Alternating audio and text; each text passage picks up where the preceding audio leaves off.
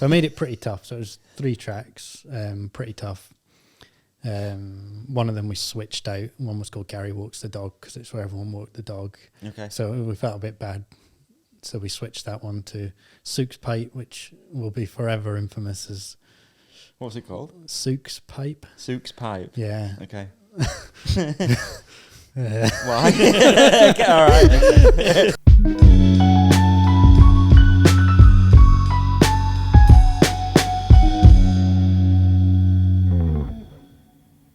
All right, mate. Before we get into this episode with Joe Barnes, yeah, I got a gift for you. Have you actually? Yeah, and I got a gift for you. Ready? Yeah. We got new merch, mate, live on the site right now. Quick unboxing. This, where do we start, mate? This is a dream come true for someone like me. Look at that. We have the new TRC X TLD merch now live on the site. Oh, down the sleeve. Look, man. And this stuff looks insane. Trick. Mate, I'm having flashbacks to being a child and just longing over Troy Lee product and stickers. And now we have the Ride Companion logo on a Troy Lee product. I'm a bit goosebumpy weirdy about this. Hyped. A bit much, yeah. Where can we go to get one? All right, so they are live now on the ridecompanion.co.uk. We're going to do them in small through to double XL, which we've never done before, but people have asked for double XL. Long sleeve tee, best quality garment we could find. Obviously, it's a Troy Lee product. And yeah, we're also going to throw some random stuff in. So if anyone who buys one of these tee, they might get another Troy Lee product sent in. As well. Like a bit of a raffle, a bit of like a lucky dip. Like so it. You buy the tee, yeah. You might get something else thrown in there as well. All right. Little extra. So yeah, mate, I'm so stoked. Big up on these. Sleeve design. Oh. I want to put mine on, but the camera's looking at me. We could overlay some footage of you wearing it right now. All right. Beautiful. Thanks, Companionship. It's a great way to support the podcast. Is grab yourself one of these tees. And they're super limited edition as well. Forgot to mention that. There isn't going to be many of them. All right, so you're going to be one of around 100. These are collectibles. You could say they're collectibles. Could say it's collectible. Like it. Big up. Amazing. Let's go. Let's get into the episode. Right, all the way from the Highlands, we have none other than Top Chief Joe Barnes. Round of applause. Thank you. Stoked to have you here. Yeah. Rad. Super excited. One of the most requested guests, I reckon. Yeah. Can't believe it. Honestly, dude, yeah. Yeah. I put a thing up the other day about who should we get on the podcast. There was a lot of Joe Barnes people Bit of out mystique out there. People want to. People want to know more, and today they're going to find out the darkest secrets. That's cool, though. That's cool that you're most requested. What do you make of that? Yeah, I don't know. What do I make of that? I suppose it's quite good. People maybe want to know a bit more. I haven't done too much of this stuff in my life. Always keep it a little bit underground. So Yeah, maybe You did a podcast with me. Yeah, I did. Yeah, Years ago. Yeah, we thought that was episode 100, but I don't know when Yeah, it was. It was around 5 then. years ago, so that was pretty mint. But 5 Time years. goes Yeah. fast. Yeah, something like that. Yeah. And we obviously did a what would you call it? A external one. You know. yeah, just virtual. on the phone. Yeah. Virtual. So obviously this time in Oh, studio, it's in going to be studio. way better. Yeah. It's changed a lot, huh? Yeah, it has. It's a little bit different these days. That's mint. I think it does make it more normal. Yeah, for sure. It does. There's like elements that are cool about a Skype call, but Yeah, there are. It was weird, dude, because it always felt there was a barrier somewhere. Does that make sense? Yeah. Like there was always, but it was a comfortable barrier at times. You could sit you can be behind in your it. pants. Very true. Yeah. Yeah. Could be in your pants. I wouldn't be comfortable to do that. What here. with this? Yeah, just in our pants. Maybe it'd be I'm like, almost in mine. These shorts are quite short. It might break down a barrier if we were all sat in our pants. Yeah, I can do it. I'm up for it. Right after the break, Joe's going. Cut to ad break. But firstly, thank you for coming down. Yeah, It's a long my way, pleasure. but it's cool to be able to make this happen.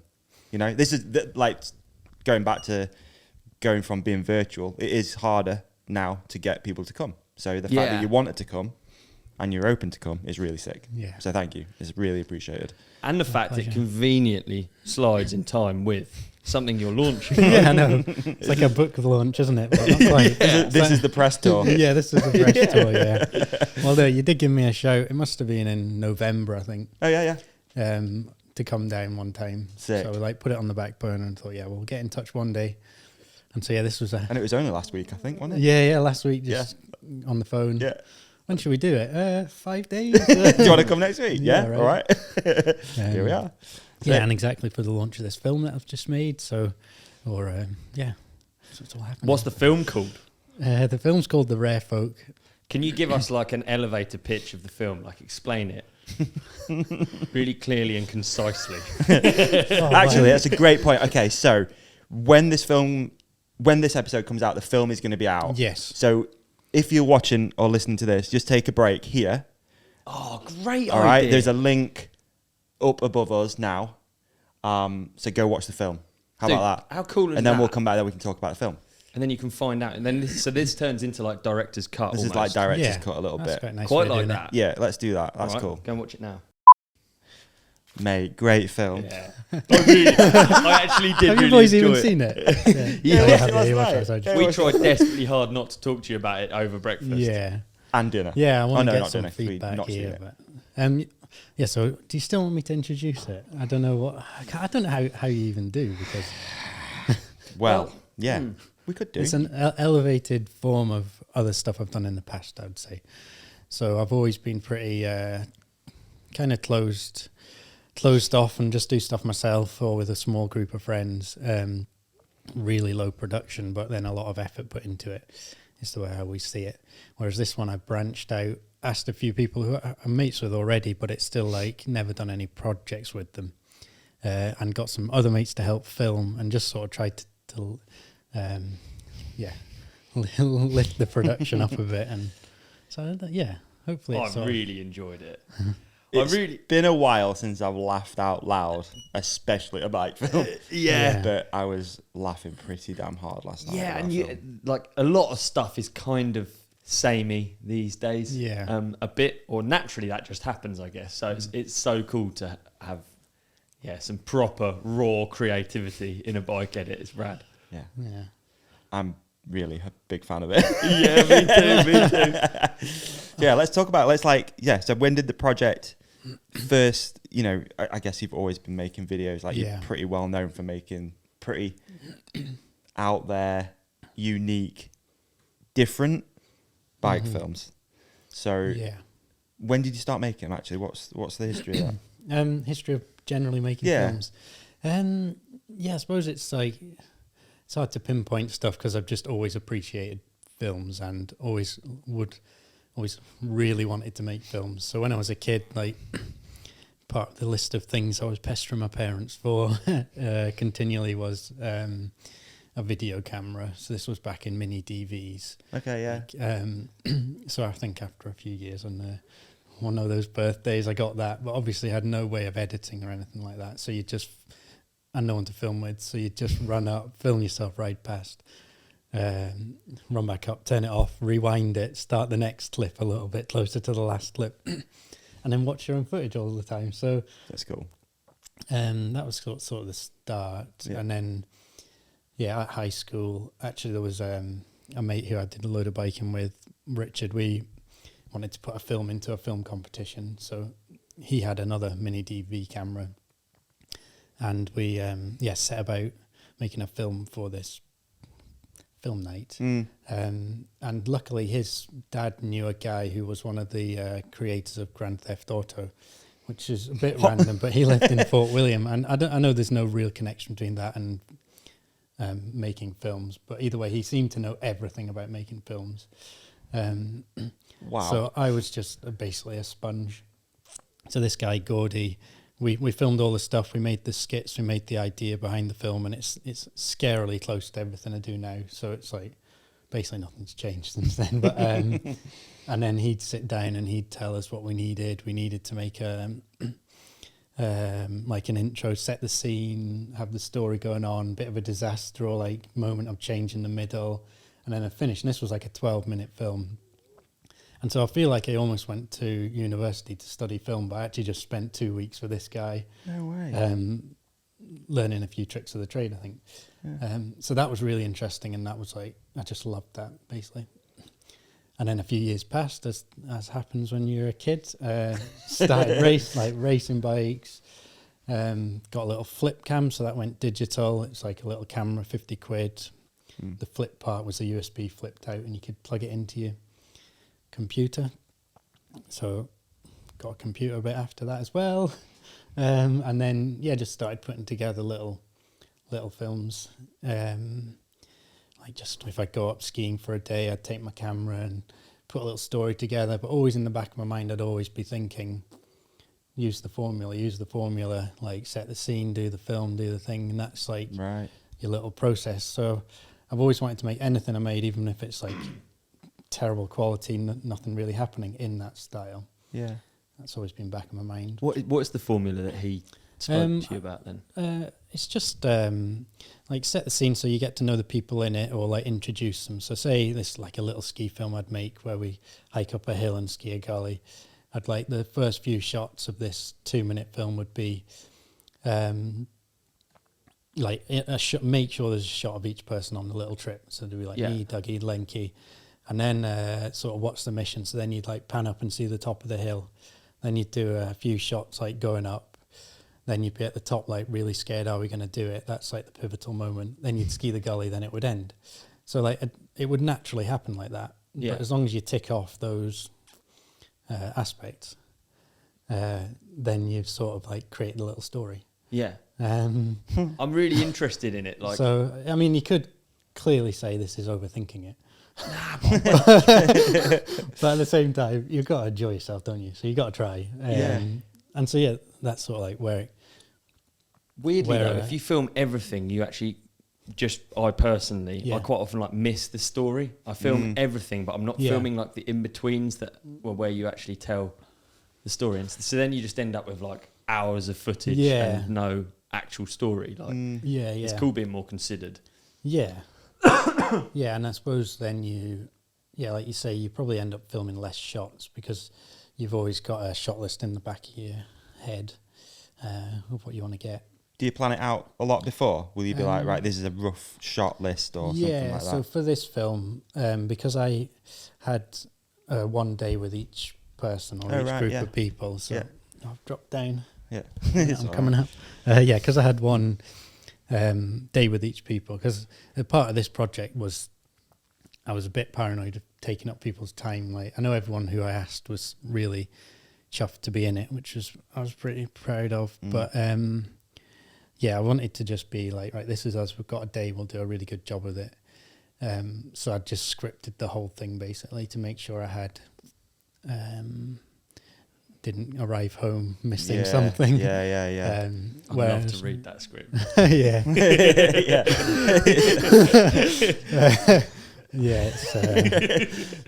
Was it written on paper or tinfoil? What you doing? I mean, I'm getting digitalized now. I was always a notebooks guy, but I do use my laptop a lot. But then I always transfer it to a piece of scrap paper with a little cross lift, and I have a pen and paper in my pocket. And as the day goes on, I'm like, okay, we've got that. Wow.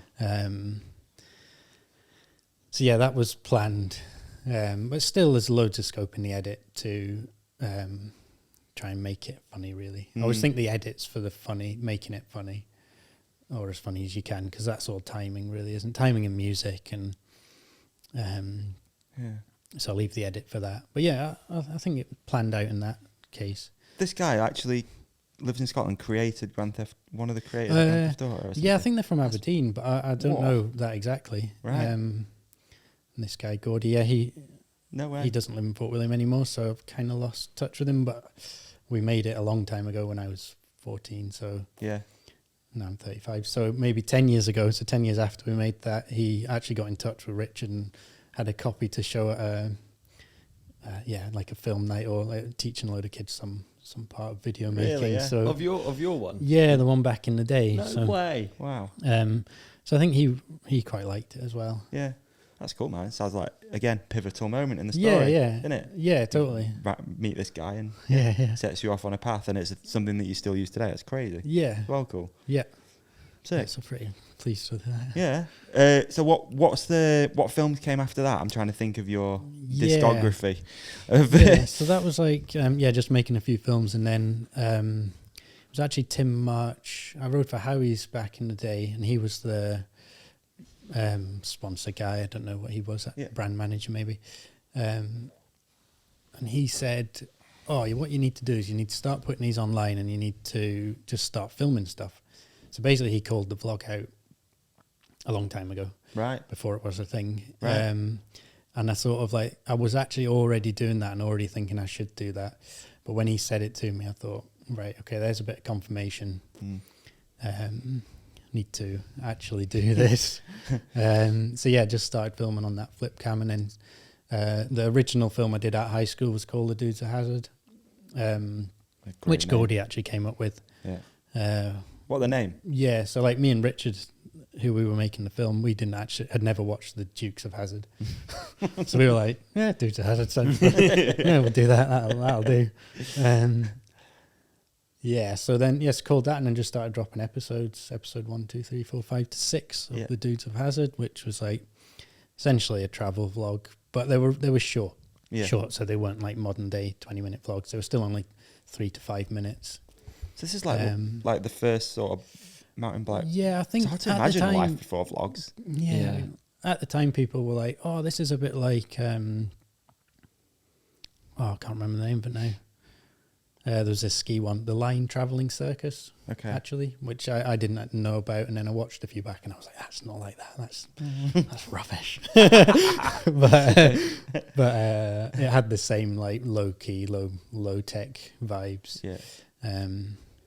Yeah. And that was pretty good. Have you always had like an eye for branding? I feel like you can take these things like Dudes of Hazard and to me, Dudes of Hazard's like a brand. Yeah, it's got a real strong aesthetic, hasn't it? For sure. That's what I was going to ask about as well. Yeah. I mean, that's at the time I didn't know much about branding, so we just like wanted a logo. So put a thing on like, can someone make a logo? And Davey Mack, one of my mates, he just basically changed the Dukes Hazard logo to say Dudes. I think is it one letter difference? I can't remember. Yeah. Dukes. Yes, it is. Yeah.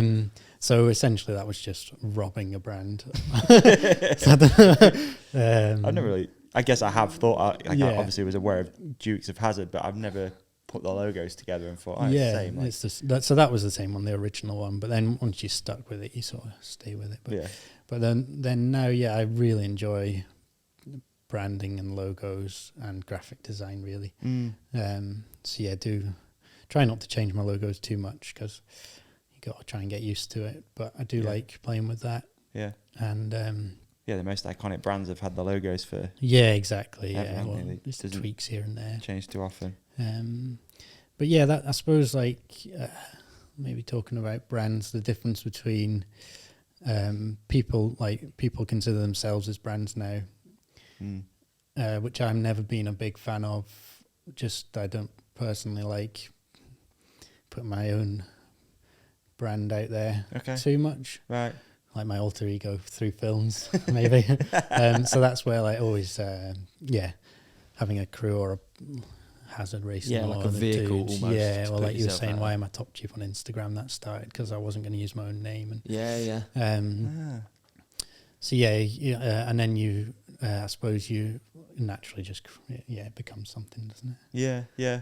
So what was Dudes of Hazard like? What did it become in the end as well? Yeah, it sort of grew and changed as it went. So it started off just being a sort of, I suppose you'd call it a crew. I always thought it was nice to consider it from like the musical sense of being a band, because that was the closest thing which you could probably see it as. Yeah, because everyone's got a different role. That's mega cool. Yeah, so and I just like that, cause being into different music and things. Yeah. It started off. I was kind of the video guy and the branding guy and the consistency guy, because I always thought consistency is key for me. You don't want people to see stuff that they don't expect to see in a negative way, because that would instantly just evaporate what you'd made. Well, you know what you're watching. You've done a great job because you know what you're watching straight away. Like over the years, I've really like built up a picture of what your guys' scene is like and stuff, and it's all through your videos. So it's like, and it's very different to everything else that's out there. So it started like that, and then it was kind of just lots of different people coming and going. Like I did episode 2 was like Cathro, Stephen Hughes, another couple of mates, and then we did more people, and then basically I signed with Canyon to race on their enduro team, and thought it'd be pretty cool if I could get a couple of mates on this as well. So it was pretty good when I went to Germany to do my sort of interview. I don't know who was interviewing who, but it was an interview.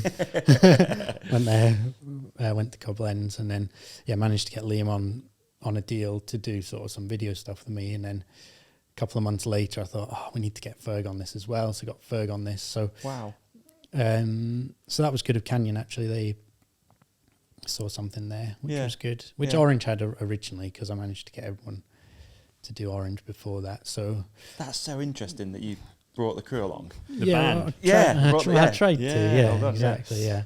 But then it brought it in a bit, so obviously people came to feature in, but it was more of a tighter thing from a brand perspective. So that lasted years. We had a little sort of thing like you had a van. I had my van. Had a thing where if I everything due to the hazard sort of production wise had to come off my laptop, which I kind of made the case, which just because I'm so specific, so tight on what I like to do, and that was sound. What do you mean came off your laptop? You had to have like it was final just a say way of wording, right?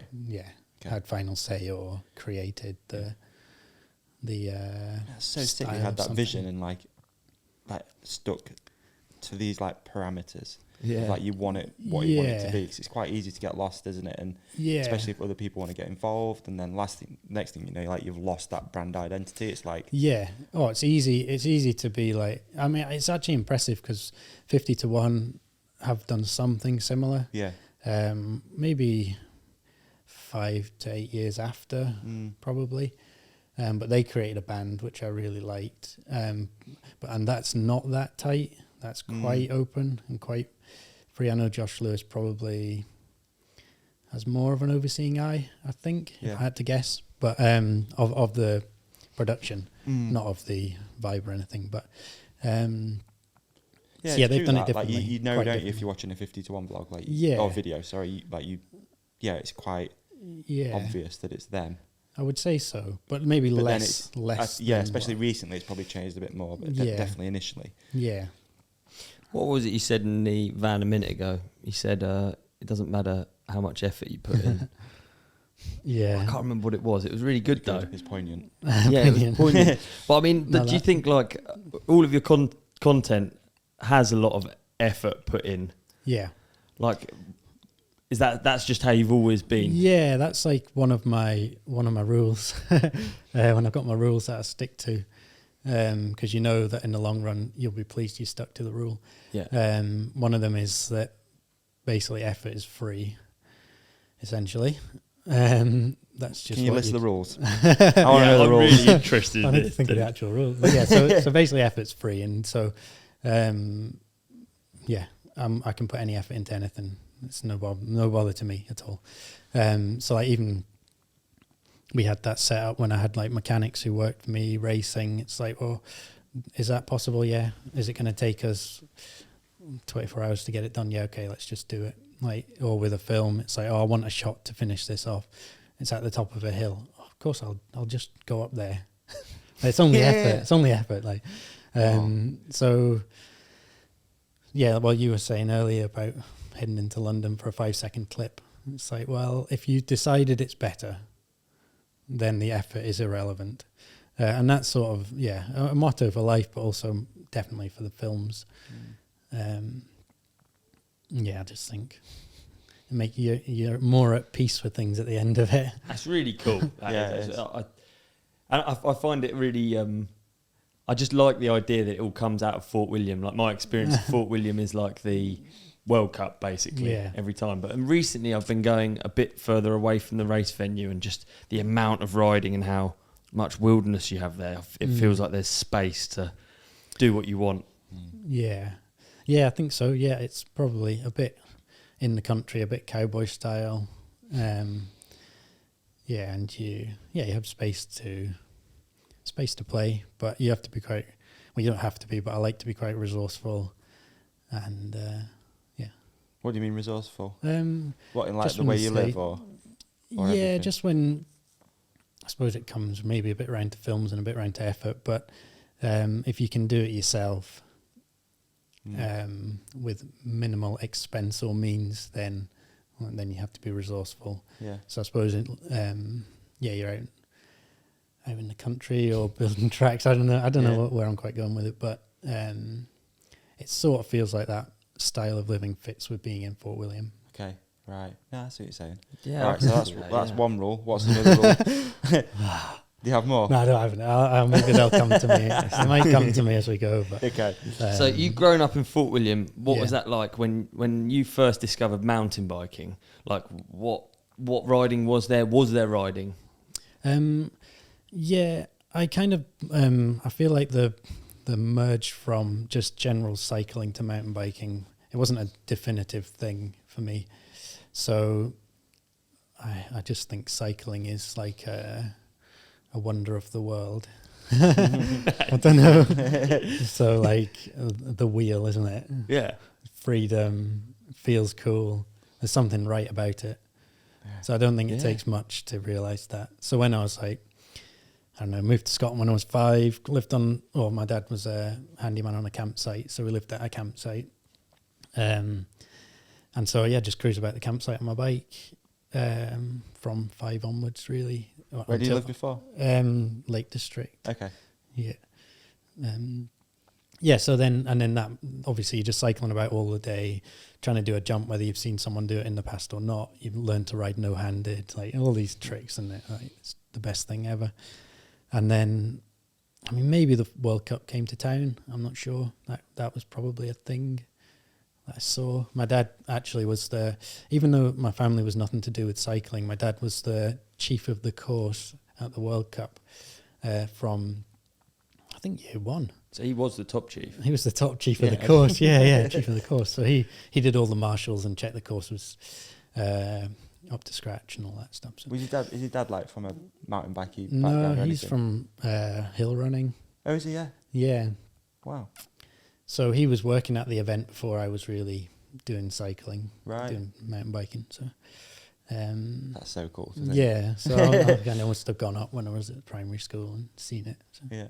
So the mountain biking then was like, obviously there was a World Cup track. Yeah. But was there riding around as well? Was there like a scene that you? Yes, there was a scene. Yeah. But it was probably only like 3 or 4 strong. Was it downhill or was it like? That would have been. I don't know. Yeah, mostly downhill. Yeah. There's Alistair McLennan, who's a local legend. He was racing downhill a long time before me, so I'd be going up skiing because that's like one of the local things to do. Yeah. And then I'd see him on the gondola pushing up to ride the downhill every day in all weather. So I'd be like, "Who's this guy on that bike? Looks amazing. What even is it?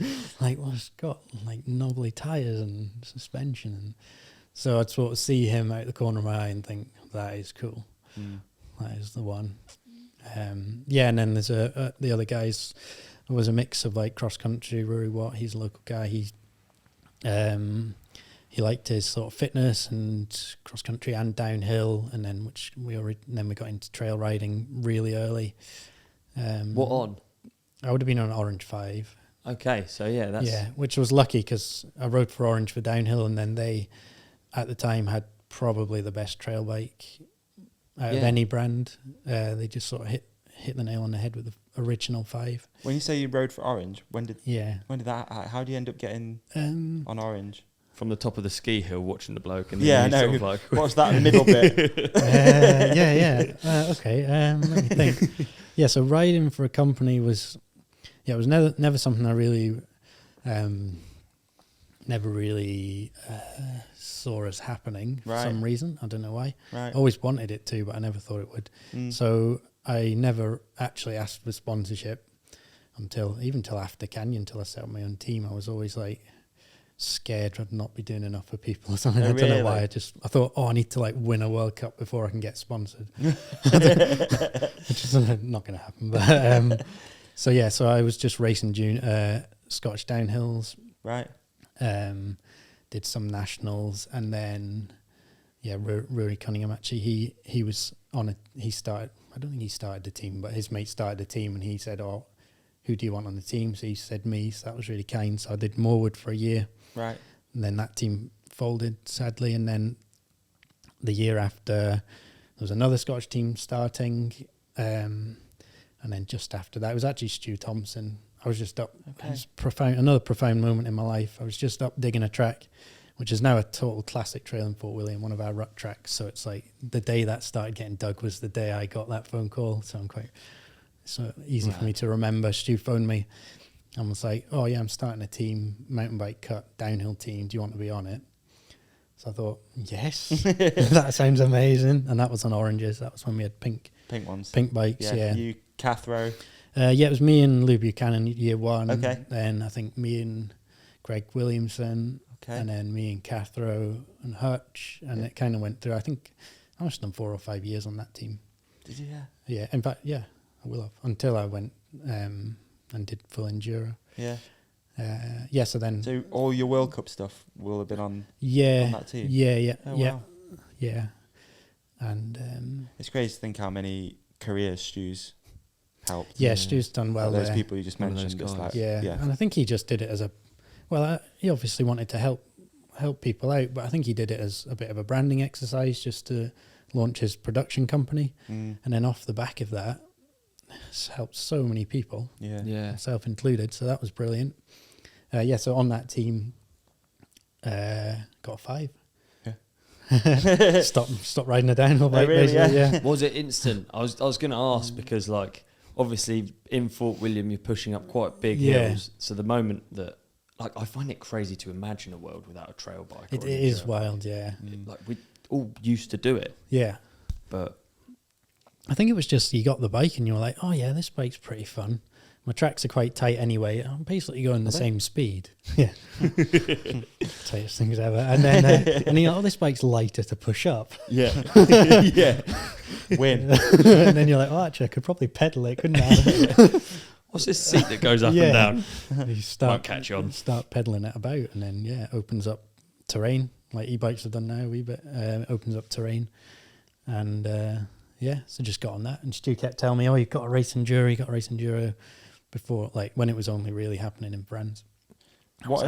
Sorry to interrupt you. What was your downhill career like though at that point? Like, how was it going? What did you see like longevity in it? I don't know. Sorry if that's a dumb question. No, that's all right. I think I was just a bit tired of it, really. Really, yeah. Yeah. And you were racing a full World Cup? No, I actually never did the full World Cups. I was self-funding it, so I got a bit of money off Stu, but it wasn't really. It was just sort of like a bike, keep me going. Yeah. So I just, I don't know whether I was right or wrong. Probably wrong. Decided to just do value for money because I worked in the bike shop, so didn't have much spare cash. So then I bought my van, lived in my van at all the races. And flying abroad was that's like 3 months in France or one time to South Africa for the World Cup. Yeah. So it's not really going to help me. But maybe if I'd done the full World Cups. But then at the time I wasn't in a position like mentally to like actually ask anyone to be on a team. Right. So, how do you mean? You just didn't understand your worth, or? Yeah, maybe. No, I probably thought I had good worth. I was very shy. Probably just didn't like speaking to people. Didn't really speak to many people other than like my close friends at that time. So, it's tough on that, isn't it? Because as you know, like you have to be out there a little bit. Yeah, you know. Yeah, and although it was more results based then, anyway, you still have to put yourself out there back then. So although I was like won loads of Scottish races. Yeah, I'm trying to think of some results downhill. Yeah, so third at Fort William in 2010. Yeah, I think 26th was my best in Maribor. Was it? And these are all like really 5 of us in a van. Like, imagine self-funded 26th at Maribor. That's so cool. Yeah, it was. So I had a few, but I always was like never really stepped up to World Cups effectively. I didn't think. Would you have said that enduro ruined downhill for you? Like, did you just start riding your enduro bike when you? No. Let me think. No, that's an interesting point, because it did maybe take my focus away. So I thought, I'm done with downhill. Whereas if it hadn't taken my focus away, I possibly wouldn't have been done with downhill. Because I was only 24, like 23 probably when I changed my focus. Yeah, it just. So it's like, it is young. Yeah. But I got, I called it New Zealand disease, which I don't know how those riders do it.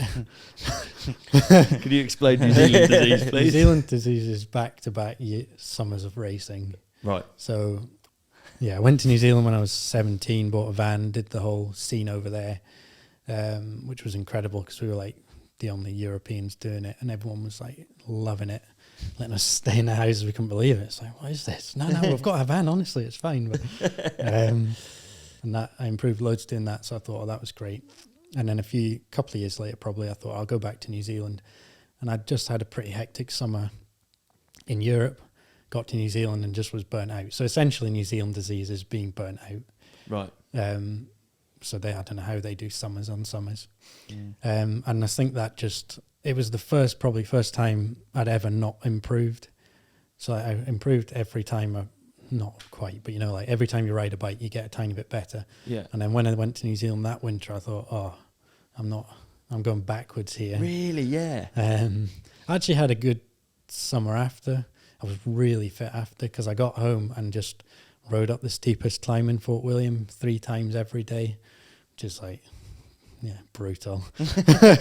As a sort of like, this is not happening to me. So I don't know if that was like maybe a tipping point in downhill. It's just when you talk about like getting getting your trail bike. Yeah. Like if I had been all in on downhill, I wasn't. So when trail bikes came around, it was brilliant because I no longer had to ride cross country on a jump bike, which was pretty much what I was doing. But going from downhill to an enduro bike almost feels more like normal. I don't know. It's like they're closer together. They're closer together, so it's more like I can see how it would take away from downhill if you just you're a downhill rider and then you're Let's get into the enduro stuff after this. Great, fantastic break. Great shout. Get ready. Crankworx Innsbruck is back for its 8th edition on June the 12th to 16th and heats up the Austrian bike summer once again in Mutters at Bike Park Innsbruck. The only European stop on the Crankworx World Tour, Crankworx Innsbruck brings the best of the best to the foot of the Tyrolean Alps to kick off the season's battles, including the king and queen of Crankworx and the Crankworx FMBA Slopestyle World Championship. Innsbruck mixes urban city vibes with big mountain adventure, making it a unique and exciting place to bring together the top names in MTB with the local community for Crankworx good times. That's right. There's no downhill in Innsbruck, but the slopestyle season is firing on all cylinders, with David Godlike Skills Godzik taking the W in Cairns ahead of Emil Johansson and Tim Bringer. And we have Crankworx Slopestyle up and running at theracecompanion.com. You can also follow at Crankworx Innsbruck on Instagram and stay on top of all the news, schedule and event updates. And of course, tickets are still available at crankworx.com too. Is that crankworx.com? Crankworx.com. Brilliant. We'll see you there. See you there. What a break. Back in. Brilliant break. Fantastic break. So, downhill to enduro. When did it happen? How did it happen? Right, okay. Downhill to enduro. Irish enduros. They were the first ones near to me who did quality enduros. So I heard about an Irish enduro. It happened to be round 1 of the league. Turned up and they had €50 prize money for every stage win. which was well good. So I managed to win a few stages, got my ferry ticket, which was quite expensive. It was like 200 quid for the ferry. Wow. So you got to win some stages, get that back. Yeah. But so I won the first one, which was kind of, I don't know, it was a good one because Jerome Clements and Nico Lau, some big French riders, came over to do it. Wow. So I thought, oh, this is going pretty well here. So I went back and did the full series, which, like, with the prize money, maybe paid for itself, which was good, but also it was a really mint league. And I had a good battle with Greg Callahan as well, which was quite cool. He was like, he did the full series as well. So it was like, I was ruining his party a little bit. But then, I don't know if maybe I don't think I brought him on a tiny bit, but it was still like, at the last race of the year, he was like 1 second behind me. So it was mint anyway. It was a nice, and so that was really good. And then at the end of that year, I thought, right, I need to organise a race. So that was the one I put on in Kinlochleven in Scotland with some mates from home. So was there no like enduro in the UK at that point? And what we talking, 2012 was that? Yeah. I can't remember exactly, but there might have been maybe a Maxi Avalanche came to Britain. Okay. Or like a random Kielder or a thing. Yeah. But to my knowledge, it was the first proper one. I personally didn't understand it at all when it first kicked off. So this is a lot of my friends were doing, downhill and racing and stuff, and they were like, "Oh, there's this new thing called enduro. You got to race to the stop of the stage." And I was like, "What? It's cross country?" Yeah. Well, no. I find that it's interesting period because obviously everyone had started pedaling up. Yeah. And then like introducing like a type of race. You'd think is like, oh, whatever, it's a race, like what are you on about? But actually it has sort of brought on the pedaling up and doing a downhill run down. Like what were we doing in between? Before there were enduro races, what was it called? I can't even remember. I can't even remember either. It was I pushing a downhill I bike. used to race quite a lot of cross country before as well. So that was like another sort of combo. Yeah. So it was like, cross country and downhill. Because actually at the start, the Irish Enduros, they had it where it was like, we want this to be a true challenge between a cross-country racer and a downhill racer, was obviously a skilled cross-country racer. So they'd like start the stage 50 meters before the top, or like to try and make it a true, like now it's really downhill based. So it was those two things coming together. But yeah, I don't even know what it was called. Was it called trail riding? You go out for a ride. What would you? Yeah. What would that? Well, we used to call it a cross country ride. Yeah, I still call it a cross country ride. Yeah. I do actually. And it's like it isn't what it is. It took a long time for the calling it an enduro ride to like sit with me. Yeah, it's like that is right. It's not an enduro ride. It's an XC ride. We're just going out to an enduro race. Yeah, a cross country ride. So. I think I can call it an enduro ride now because I know what I think I tend to call like, I don't know what, I think I just call it a ride. A ride, yeah. I think I gave into that at some point. Yeah, but a cross-country ride is a different thing now to a normal ride of mine. It's more like a seat up, no knee pads. Yeah. Funny. Same bike. Yeah. Just drop the knee pads. Like you say, it's funny to think like 2012, like what did a bike ride look like? I was like in and out of it at that point personally anyway, but that's kind of the time when I had a downhill bike. So it was like, that's what it was. It was like drive somewhere, push up, ride down, push back up again. It was that all day. I can't imagine or doing dirt jumps. Now, really. There was no in between at all. Yeah. The in between is fantastic, isn't it? It's funny that it wasn't there though. And like actually the race, the race series after like really, for me personally, I was like really resistant to it, but the race has really informed the bikes and now just riding, hasn't it? Yeah. Oh, definitely. Yeah, so what did the bikes look like then? You say an Orange 5, you were on... Yeah, I was on a 5, so it was 140mm travel, back 150 front, pretty short, pretty flexy, no dropper post. Yeah. So but the bikes were mint. We just wrecked them. Yeah. Just destroyed them. Yeah, no, didn't. No, they're actually pretty good. I was quite impressed. Where did you put your seat? Were you like a moving it up and down guy? Yeah. Or were you in the middle?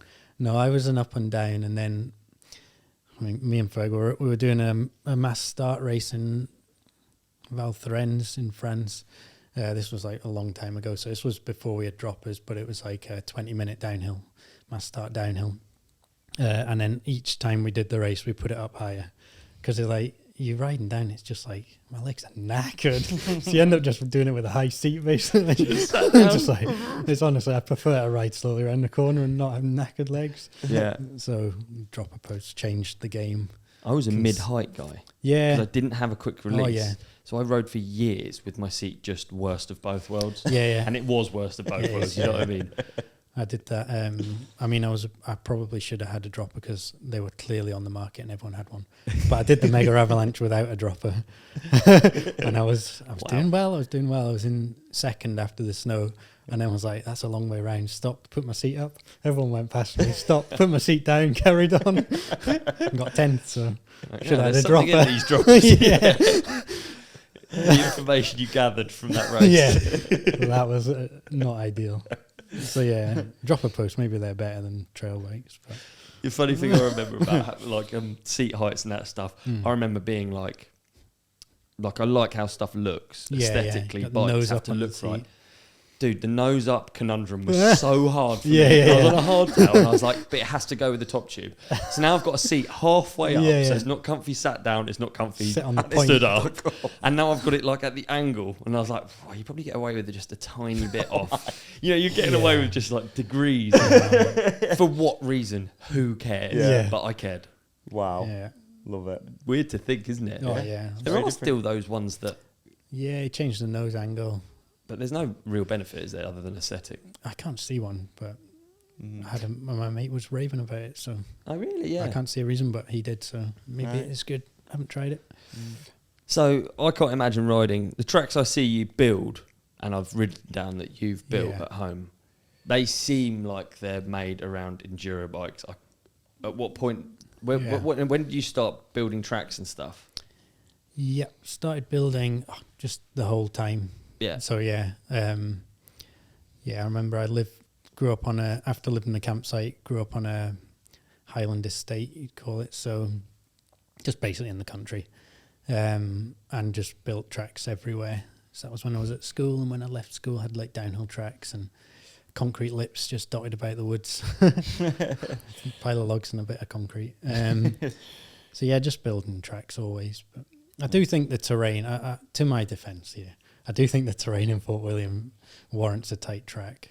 Yeah, I do agree. It's become your like signature. Yeah, I know. Yeah, it's like, why is that tight? So some of the clips you post are unbelievable. Have you seen I think you did one recently. Oh yeah, maybe. Yeah, I did build I had a really tight track. Yeah, where you had to like wheelie off a tree and turn your bars midair to get past another tree. I think it's like. I mean, it's good fun. Yeah. As tight as you can. But you need the gnarly terrain. If you just did it tight on a smooth ground and big trees, I think that would be a bit boring. But if you've got the gnarly terrain, then you can start introducing hops to your trails. Yeah. It gets pretty fun. So, Top Chief, the track. Yeah. How did that come about? Are you involved in that even, or you're not even involved? I always honestly thought that was. I know. I don't know whether it was a good thing or bad thing. It was called the Red Run, and then they needed to rebrand it. And my mate was working as the course builder. That is so cool having. So he was like, "Oh, can we call it Top Chief?" I was like, "Yeah, right." It must be a thing. It's come like almost full circle. Your dad works there. Yeah. No, it's cool to be on a map. Yeah, that's forever. It's unreal. It's so cool. It's so sick. Like I always think Richie Schlee's got the trail in Whistler, hasn't he? Yeah, he does. Yeah, you've got the Fort William Trail, one of two, and it's probably suits me as well because it's pretty unpleasant, pretty rocky. You've got to like work to get speed down it. So that's my vibe. Yeah. I've done for the last 2 years running. I've done and I thought this would make a really cool race. I've ridden up it on an e-bike, and then turned around and come back down it, and I've just imagined how physical. It's so physical riding up it. Like you're tensing on all those rocks because there's enough grip on the rocks. Yeah. Grip's not an issue, is it? It's just like not looping out, keeping your balance. Yeah, like that race would be like quite an Erzberg e-bike race. Yeah. It'd be quite cool. Yeah, that would be cool, yeah. get Nevis Range on it. Yeah, indeed. That one. Yeah. Okay, I thought there was more of a story to it than nothing, that. Okay. No, nothing. I did, when I left school, was the course builder at Nevis Range on the downhill track, though. That was before that was built. Oh, right, yeah. So I was, assistant course builder with Bob, who was the course builder. So I was drafted in for maybe 4 months just to prep the course for the World Cup. Well, that was good, because at the time I was racing downhill. And, Historically, you've gone pretty good at Fort William as well. Nah, I mean, It's going to be. I've gone all right there, but that's purely local knowledge. Yeah. I'm not actually that good on that track. It's too fast for me. Not loamy enough. Yeah, okay. I'm a bit niche, unfortunately, with my racing. It needs to be soft dirt and tight, and then start going all right. So talk about that race that you organised. Would you say it's first enduro race in the UK? Oh, go on then. Yeah, we'll say it. Yeah. Claim it, mate. What was it called? Someone will claim. It's the Spirit of Enduro World Champs. Nice. Yeah, because it was at the time. It was a bit of a shame, but there was nobody seemed to bother taping tracks, and then everyone called everyone out on inside and turns, and it was oh, that's not the Spirit of Enduro. But the French who'd been doing it for ages, they were just tape the apex. No, they just tape the apex. And then it was there's a rule and you do it. It doesn't rely on the Spirit of Enduro, because this is supposedly going to be a professional sport, so it's not a very good rule. Let's rely on the Spirit of Enduro. And I'm obviously... Everyone interprets the rule quite differently. Yeah, exactly. Inside it, that's a cool Sam Hill line. No, that's through the bushes. So just cheating. Yeah, that's all it is. So I'm obviously an advocate, at the time, definitely an advocate of tape the track and just let people have a race. Right. So I taped the tracks perfectly, graded them, trimmed them, made them perfect. Most of the effort for the race for me was in course preparation. Right. And at that point, what was a normal enduro? How many stages would it be and stuff? The Irish ones, it was very similar. Really? Yeah. 5 to 7 inch stages. Yeah, pretty similar. But my one was unfortunately 3 stages. Okay. Because it was that's all we had where we did it. Right. But they're really gnarly tracks. Yeah. And I went all in on making them hard, really, I suppose you could say, but in sort of in a dark, evil comedy twisted way.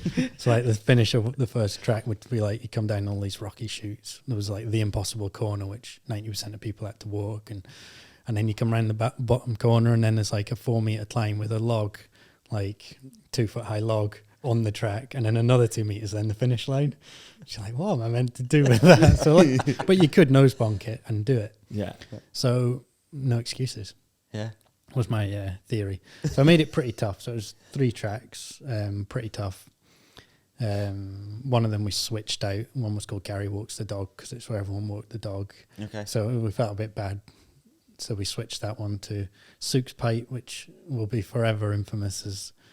What's it called? Sook's Pipe. Sook's Pipe? Yeah. Okay. Why? Okay, all right. Okay. Yeah. Okay. It's because it's beside Pipeline, which is a really famous trial section in Kinloch-Leven, right, where the pipes, the turbine pipes, hydro pipes come down off the hill. So Sook's Pipe, which was just bog, insane bog, and then really steep bog, and then get to the bottom. So, but it was all mid-November. Everyone's freezing anyway. Oh. You flip the bars 3 times. Yeah. Let's just get on with it. Okay. So that was that race. And it was it was good. Cool, I liked it. How do you advertise it? How did you get people to do it? It sounds like not many people are bothered. No, it gained momentum actually. It went 300, 400, 500 for 3 years we did it. That's insane. That's great work, big numbers, yeah. But 500 was we stopped selling tickets 2 weeks before just because November is so little daylight. Yeah. And then I did the stages 1, 2, 3, 3, 1, 2, right, 3, 2, 1. So you'd have people on the hills everywhere, just spreading people out. So, just I suppose word of mouth. Dirt Mag was the website of choice. Yep. Launched it every year with a song. Okay. A music song. So I always like to jokingly put a song out there to try and become Christmas number 1, which I'm still going to do. I want to be Christmas number 1. Mate. Yeah, you do. So good. Gotta be Christmas number one. It's like, why not? Why not? Yeah, and you're set for life, aren't you? When you got that number one in Christmas. So, One and done, so it's dude. go for the Christmas number one campaign.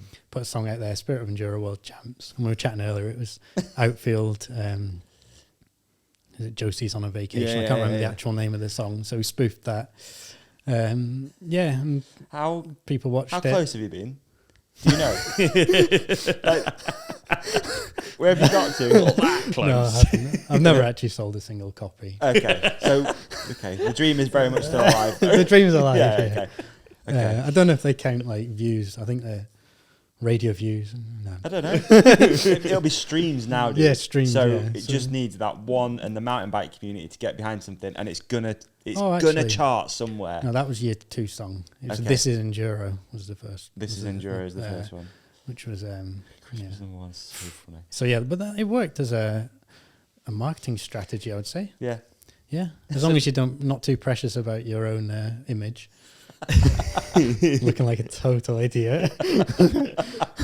Can you sing? No, Okay. I'm really bad at singing. I just do the harmonies. I don't know.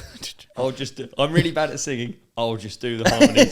Joe Bars 2024. I did one of my ones was this was just for another Christmas one. Number one campaign was Bee Gees cover, and you know how the 3 brothers are like born to be in harmony. Because I recorded myself 3 times trying to sync it up. Just got worse and worse.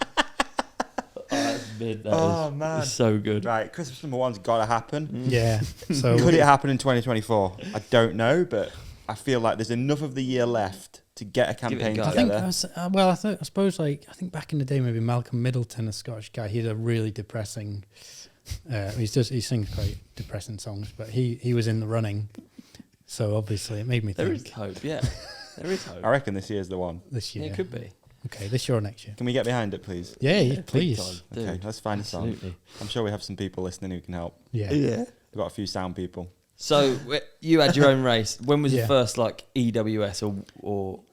Yeah, so my first EWS was the first EWS. That is sick. So you are Yeah. an Enduro original. Yes, Yeah. yeah. I did a year or a year and a half before that of doing some Enduros. So I did, the Irish Enduros, I was saying that was, for me, that was the best stage race Enduros. And then the best mass start ones were the Maxi Avalanche and Mega Avalanche. So I went up and did like Åre in Sweden mass start. I didn't know there was one there. Yeah. Yeah, so I tried to tour about doing them. And they were pretty good, but I like mass start. It made you like scared and made you try hard, but it wasn't really my vibe. Yeah. I preferred just having my own clock to race. Yeah. So this is at this point you're on a 160 bike. Yeah, like how like enduro specific No, was still it? 140. I mean, they did was it? actually have a 160 bike, but maybe I was stuck in my ways. But I just rode the 140. Yeah, it just felt good. Yeah, and then the EWS started, I think 2016, but were you not sure. stoked at this point? That there was I thought, series? this is pretty good. This could go well for me here. And then a few teams were keen to get me on them. So, because I was one of the better British guys, I think there was me, Al Stock, and Dan Atherton were doing Enduro more. Yeah. In Britain, well, there's loads of people doing it, but we were doing the best results. So Yeah, I remember Affy doing Enduro. I always thought it would really, really suit him. yeah, I was for surprised some that he reason, stopped. I don't know why he just never. I mean, I might be speaking out of turn, but I just don't think he ever really clicked with it. No. I ended up racing with him quite a lot the first 2 years, but he never was like. Maybe he just wasn't buzzing on it. Yeah. Like he never quite thought this is for me. And Enduro is, I mean, it's like downhill, but everything's times. So like, it's basically so much mental. And so I think if you're not quite into it, then you're up against it. That's the way I see it. I guess you're not as much searching for a perfect run. Like No, and like stage 1 is like the first 10 seconds of a downhill run. Stage 2 is like the next 20 seconds. And in a downhill run, you try and get in a state where you get to the bottom and you've done it without thinking. Whereas an Enduro, you've done your first 10 seconds of your downhill run. Then you've got 45 minutes to dwell on it. So you start thinking like the last stage of Enduro is like, if you've done really well on the first few, then it takes a lot of willpower to push hard, because you've got that, I just need to get to the finish line feeling creeps in really strong. Right. More to lose kind of thing. Yeah, more to lose, but also just more time to think about what you've got to lose. Yeah. So I think, just going to like just a bit of Enduro philosophy. But so if your heart's not 100% in it, then it's just a brutal sport to be doing. Yeah. But so there's that. So there's dabble mistake. You have to be able to just crack on regardless. It's not going to be perfect. It's not going to be necessarily pretty. Yeah. So almost like not care time, too much. But you get more think time. Yeah, exactly. Yeah. More think time. So there was the three of us, and then I got on a team and signed that. That was all new races, new team, new everything. What was it like? Good. What are we talking Canyon? This is when you first signed Canyon. Yeah. So what was that experience like? That's obviously going from probably doing more of your own thing, a bit more of a privateer vibe, to signing for a factory. Yeah. And it was factory at that. Yeah, that was a factory team. Team. Yeah, it was good. I mean, I was definitely can't think of the word.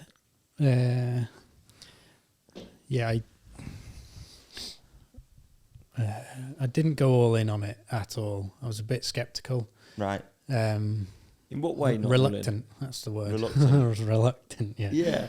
Really? What, in terms of racing or in terms of?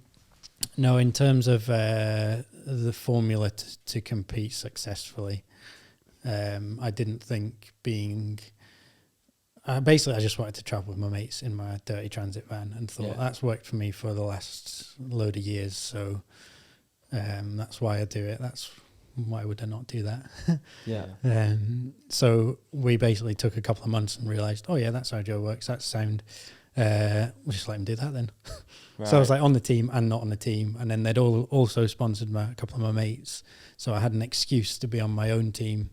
So I was almost on two teams. Sort of the random lads do your own thing team and the really factory team, and it actually worked really well after we just figured it out. And it's such a change, though, isn't it? For you, like you said, well, for a bit, like that, initial signing and stuff. Yeah, we were reluctant to sign it as well because it was like a big brand. And no, I mean Canyon was. I mean they were not a cool brand when I signed for them. Okay, they're pretty. I don't know what you'd call them. They were more.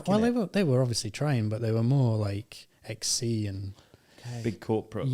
Pretty corporate. And they were like one of the first direct sales, so they had a little bit of hate about that. Yeah. But I just when I went to visit them, I thought, these sound. This is good. I can see a good thing going here, and it worked really well because I think I was growing as well and then doing my racing, and they grew really quickly. So I kind of rode their wave. Yeah. Go on, sorry. No. I think the thing that people struggle with a lot when you go from privateer, especially racing at higher level privateer, and then going factory, from what my people I've talked to have said, it's like all of a sudden you have more time. Yeah. So it's like previously all of the distractions from racing are actually something that actually helps you. You're trying to like get your bike clean and get it ready or whatever. Yeah. Well, for them, it was their first year as well, so they were probably learning as well.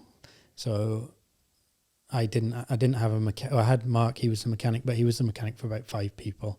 So I ended up, and I'm really picky with my bike, so I was like, I think I'll just do it. So I ended up just being my own mechanic anyway. Right. So yeah, but yeah, I would say that is true. I don't know if the people you've spoken to, it's probably more downhill. Who have that feeling where distraction can be good. But in Enduro, for me anyway, every single second of the lead up to the race is useful to me. Like I've got stuff to be doing, basically memorizing tracks. So that's what you'd focus on, Yeah, so it was really handy. So after the first year when we'd figured out loads with Canyon, I re-signed early to have a mechanic to help me. So they liked what I was doing, so they were happy to sign another multi-term contract, but with the addition of a mechanic. And then I got my mate Dougie, who I'd worked with for years in the bike shop. He was like my apprentice mechanic. He came on the road with me. So that freed up that time. That freed up that time, and that was invaluable because he did the he cooked my food as well, and looked after me. So that was really good. And so it freed up time, because I mean the effort thing that I was saying at the start. I mean, it takes away a bit of the fun of racing, but I basically just put so much effort into knowing the tracks. So I'd like write notes of every single track. So you'd be like an hour and 20 of racing if it's 2 days of racing, and I'd have left, right for an hour and 20 of racing. With like round the rock, over the route, brake early here, pedal hard there, and just basically tried to do better than my ability through effort. That is so cool. Yeah. Was this, did you GoPro runs and refer back to Yeah, them? so I mean, people maybe weren't that happy at the time, but I was one of the first people to like start walking some tracks. Like, I wouldn't walk them all, but I'd start walking them, getting an idea of what it was like before, especially venues you'd never been to. I mean, I was just thinking, this is obviously going to happen. It's better. Yeah. So just because I'm the first one, it's a professional sport. Everyone will do it in a year. Yeah.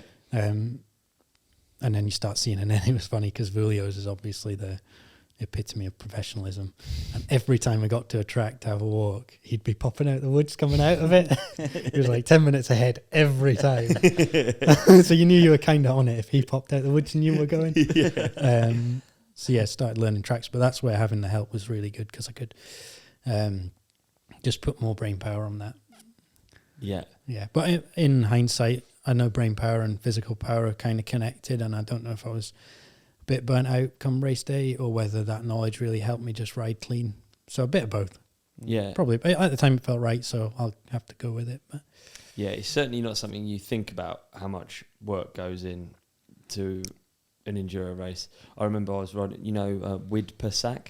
Yeah, I know Vid. Yeah, I rode with him. Yeah, he said he could ride down any track and it can be 10 minutes long. He said he literally had photographic memory. And he said it was like, so do I actually. Do you? Yeah. Yeah, I don't know. I mean, I don't know what it actually means, but I can just picture any bit of any track as if it's a photo that I've done. And really, that includes like rocks, routes. That's like and peripheral. It's weird, really? Like not detailed peripheral, but you just sort of know what's going on. We were talking about this yesterday. We actually watched Bernard's vlog from Hardline, and I was saying how impressive it is that he can like look at something and then just walk back up and be like, right, I'm just going to go there, go right there, boom. And it's, for me personally, it takes me ages to remember any track. Yeah. I'm like 10 runs or something, and I'm starting to figure it out. Yeah. I don't know if it's got worse as I've got older, but I'm bad now. I can ride tracks so many times and still be like, I don't know where this one goes. I can't remember. I find that theory stuff so interesting, dude. I'm like full on dweeb about that, because Bernie actually is the most broad. I go into specifics and freak myself out. So I'm like, I need to get my front this side of this diagonal route because otherwise I'm going down or whatever. Yeah. Whereas he's just like, no, just open up generally. Yeah, just think like that general left, go general over there. And no, that's a good way of doing it. But I'm very much like, I like blind racing when I don't know a thing and I can just react. I really enjoy that. But if I do know the track, I want to know it perfectly. Right. So it's like peace of mind. Yeah. You seek perfection like in a downhill race, not like... Yeah, exactly. So I'm like, I kind of know roughly where to go. I hope I don't mix those two bits up and break early and lose half a second. That'll be really annoying. So I better learn exactly what's going on. And then you go down that rabbit hole 5 hours later. You've memorised loads of tracks. So that's really impressive, actually. Well, what tools do you have for when you're in a race run? Like, because I find that mega interesting. If you've like... If there's a rock that you made a note on that you wanted to downside and pump because there's a flat section, what if you miss the rock? What do you do? Psychologically, I suppose you're just happy with 90% of what you've set out to achieve. But Can you think back to a perfect run? An enduro? Yeah. Really? Yeah. No, well, perfect to what I've set out to achieve. I achieve it most of the time. Wow, that is so sick. That's so cool. But that's impressive. So then that means regardless of result, you're kind of happy because you set out. 100%. Yeah, just turn up, learn the tracks, ride as free as I can with the knowledge I've got, and then that's it. Mate, that makes racing sound so fun. I have such an opposite. I have such an opposite experience of it. I like the fact it's a race means I'm 100% going to do it badly. I'm not going to do it as fast. Right, okay. I'm going to fuck it up more. And then, unless I win, I would be. There's no way of me being happy if you saw what I mean. Yeah. Like, that's such a healthy and good way of doing it. Like actually, I can see how people love racing if it's like that. Yeah. Well, I think I've never been massively competitive either. So that maybe helps. I mean, I will definitely be in some way from being passionate to improve. But I think people who beat themselves up because they didn't beat a certain person, I've never done that. I don't mind. Wow. So how long were you at Canyon for? 6 years. Yeah, just did my spell on EWS with them. Yeah.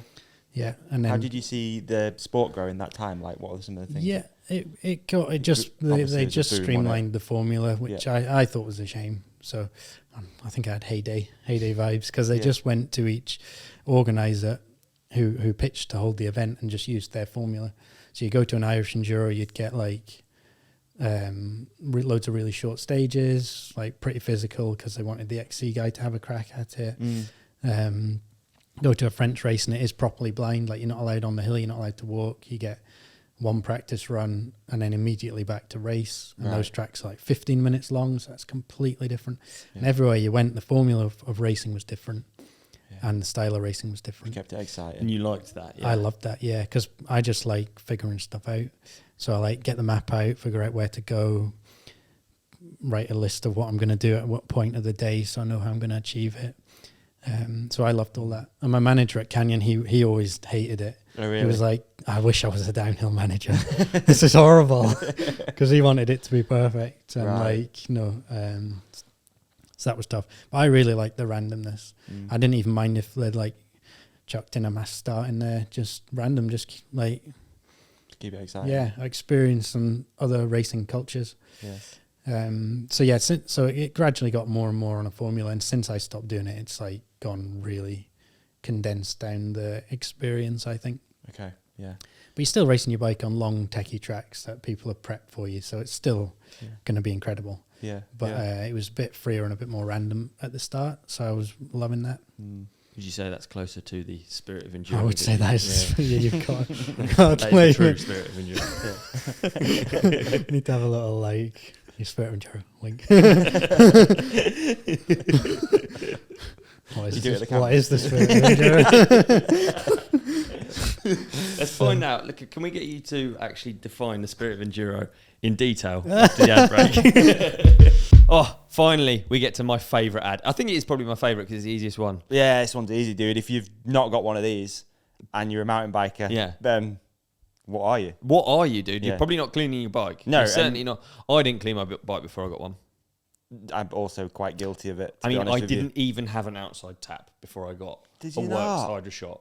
That's right. We're talking about the WORX Hydra Shot. Yes. I use it every single ride. Yep. Same, mate. I'm with you almost every single ride. I'm going to say almost because that's the sort of guy I am. But I do try, and I still keep my bikes in the house, so I do have to make sure she's clean because she comes in the house, you know? Yeah, there you go. But it is so easy because you've got the power share system. Yep. Obviously, that's the battery that comes out of, personally, my leaf blower, my impact driver, my chainsaw. Okay. I can carry on. I can carry on too. Please, we're doing house renovations at the moment, as you know, and I've got a few WORX tools in there. So I've been using a grinder, strimmer, done the garden recently. Nice. Impact driver. Got one of those. Lovely, yeah. The tire inflator. Oh, I need to get one of them. That's really sick. Hoover. The Hoover's brilliant. And all of it works off one battery. It does. It's a dream. How good is that? Yeah, right. Really so there's the difference between when I first cleaned my bike with a Hydra Shot. Mm-hmm. We're on to the 56 bar version, aren't we? Yeah, we are, mate. They've added some extra power. But it's not too much power. No.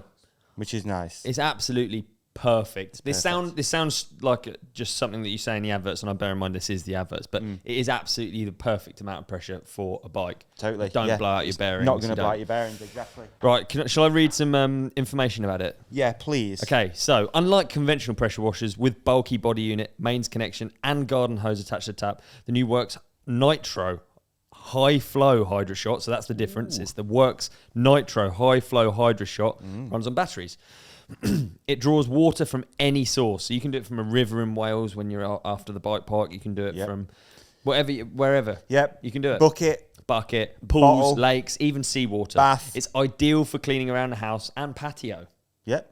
I mean, we're talking about bikes. I did just auto cue that and just read what it said. But it's, again, it doesn't have to be used for your bikes. You're That's right. the cool thing. We use it around the house and outside absolutely. the house, you know.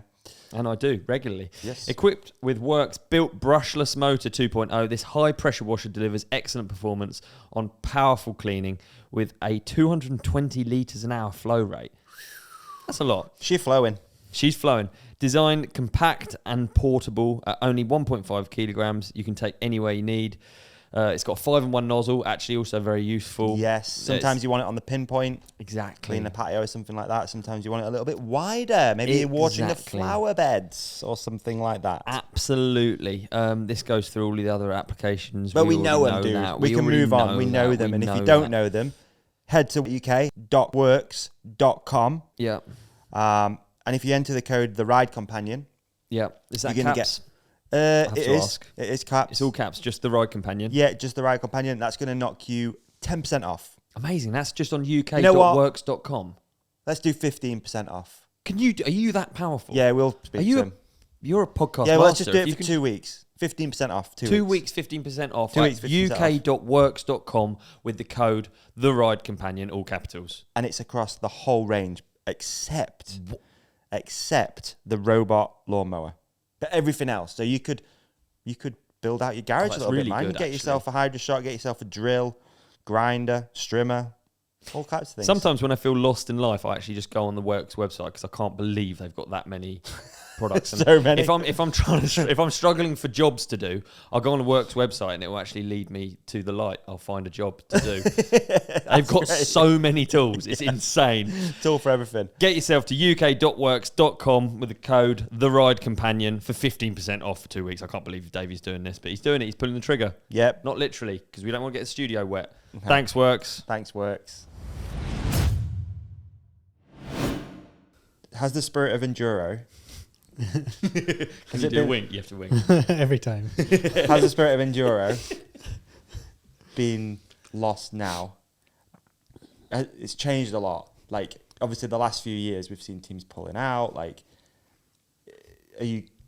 I don't really know how to say no, it. It like, definitely hasn't. You don't think? Maybe. Okay, I mean, I can't comment because I'm not actually racing them, but no. Possibly a little bit of the spirit of the Enduro World Series. Yes. But arguable. I don't know. Not there. But grassroots racing, which is always what Enduro is and is still thriving. Yeah. So that's what I'm doing now, racing the British Enduros. See, killing it as well. Yeah, just having a nice time, really. Fun, yeah, just new venues, new tracks. I mean, obviously you can drive about and ride new places anyway, but it's a good excuse to. Yeah. Good excuse to crack on, learn some new places. So, yeah, loving them. So right now, a year is like Hope, PMBA. Yeah, PMBAs, they're mint, Hope sponsor them. Helps. What more could you want? Yeah. And yeah, they're great. And then like random races. Well, the British Enduro League's actually mint because that's the best, or what they choose to put forward as their best race from each district of Britain. Right. So like 2 years ago, I went to the Isle of Man and their race was the best race pretty much I've ever done. That was just like raw tracks, 2 days of racing, just mint. Yeah. Lovely place. So Isle of Man, you get down to Southern Enduros, Minehead Way. Mm-hmm. Yeah, all sorts. Did Lagan about a month ago. So nice.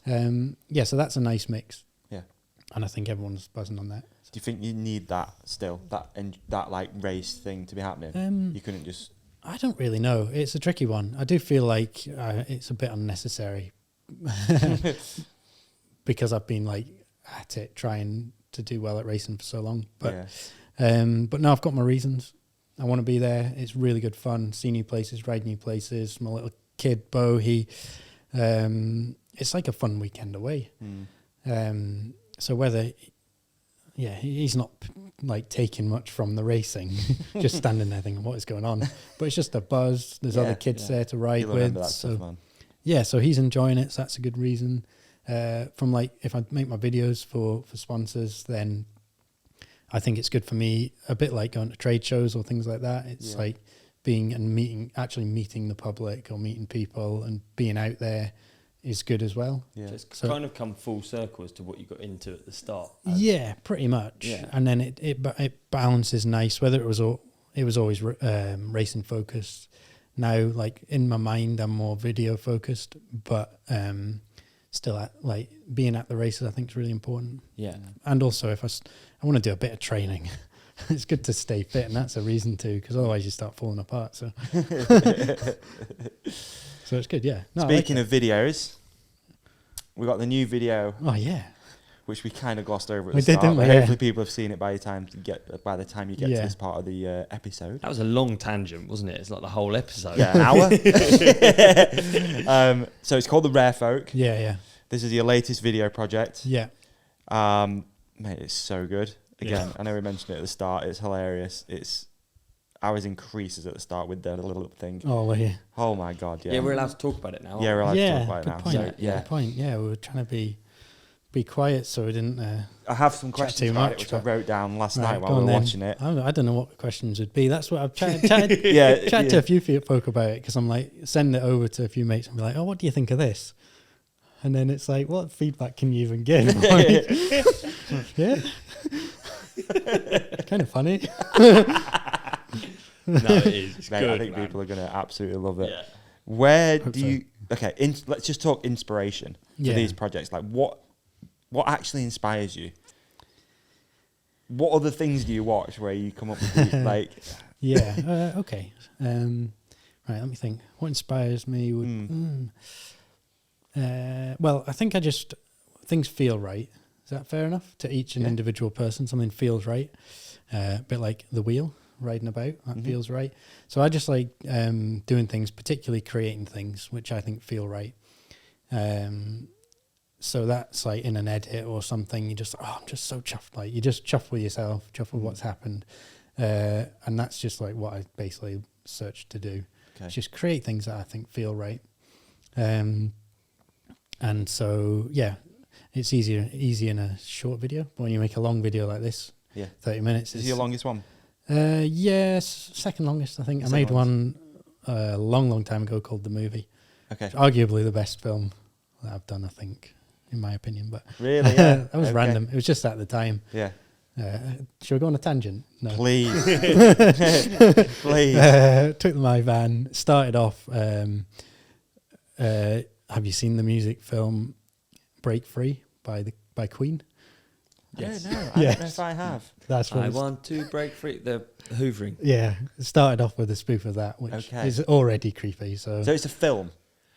It's a movie. No, it's a music video. It's a music video. Yeah. Right. Music video, yeah. For I Want to Break Free. Yeah. Right. Okay. Sorry. Yeah. Okay. Starts off with that and then just goes on a big trip all around Europe, off to Sweden, living in a van, proper ghetto. And that was well good. Okay. So that was the longest one. But yeah, this one's second longest one, but by far the most I've leaned on other people. Yeah. Which has been pretty good. It's like I maybe reached a ceiling, you could say, what I was doing myself, production-wise. So this one I got mate Miles. He helped film a couple of sections, which was really good because that like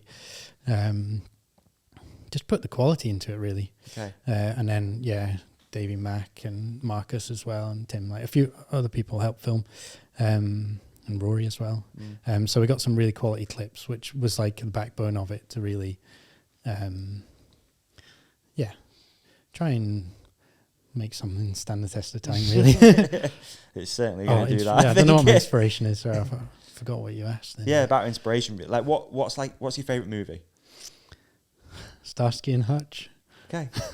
Which is not like a movie for like, that's thought-provoking. I just like cheery stuff. It's the Ben Stiller, Owen Wilson, like, just good, isn't it? Yeah. It tugs on the heartstrings. I'm a bit of a bromance guy. Oh, you really? Yeah. Yeah. Okay, all right. So like, if I can put bromance into that stuff, then I like it. Then that's a nice feeling. Yeah. So that and.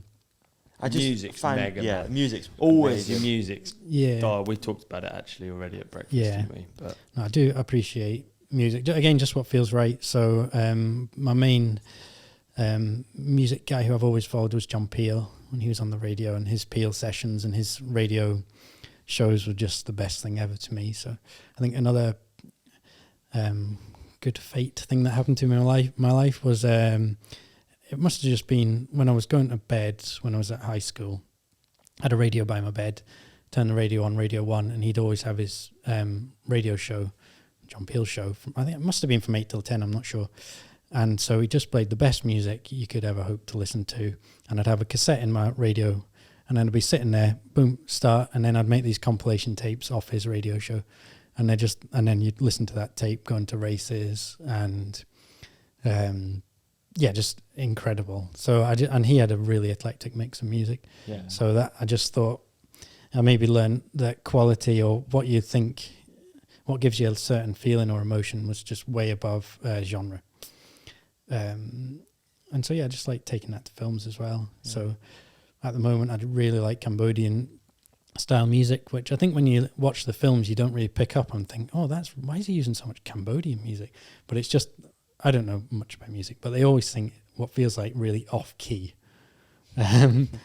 which just fits my vibe quite nicely, I think. Yeah. It's like something not right here, but it feels really right at the same time. Yeah. So that's my latest thing I'm really enjoying listening to. Cambodian music. Yeah, so it's like psychedelic rock from the 70s, 60s, 70s, or even 50s, 60s, 70s. Right. So really old music, but it feels nice, and there's loads in the archives. So. Yeah.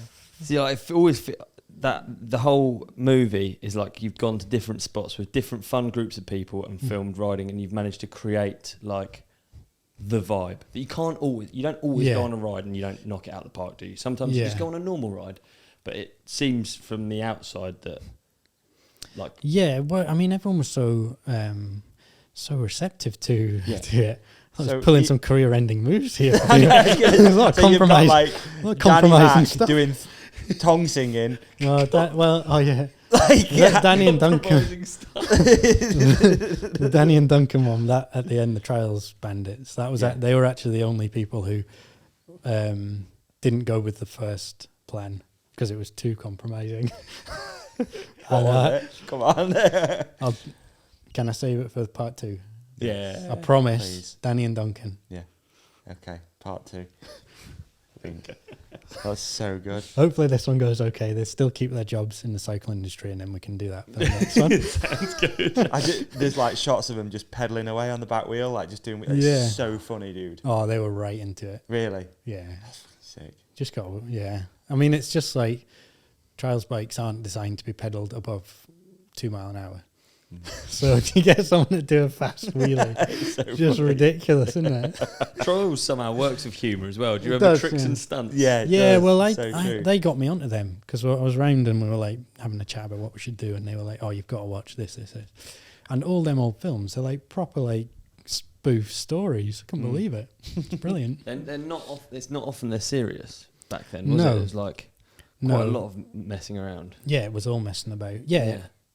Yeah, I don't know if it was because they didn't have the ability, cinematography, maybe to make it serious. They could have made it serious, but maybe also it just felt more like what it is. Because it is actually messing about. It's just messing about. Yeah. Oh, there's nothing serious about it.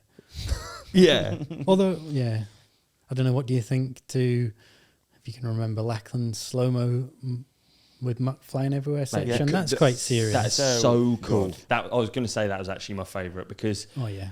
Watching you boys hit turns is like, if you're like a bike dweeb, like I'd love to be able to hit a turn like you can, like a miserable boggy rut. If I could make it that fun, like I can't. I find it really impressive. I think it's really cool. Yeah, but that was like I went like as serious as I could with the vibe I wanted.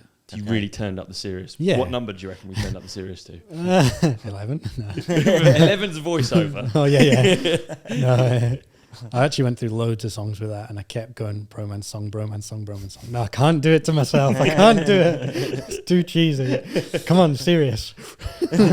Dude, you can hit a turn in those shots. They are mega. They are.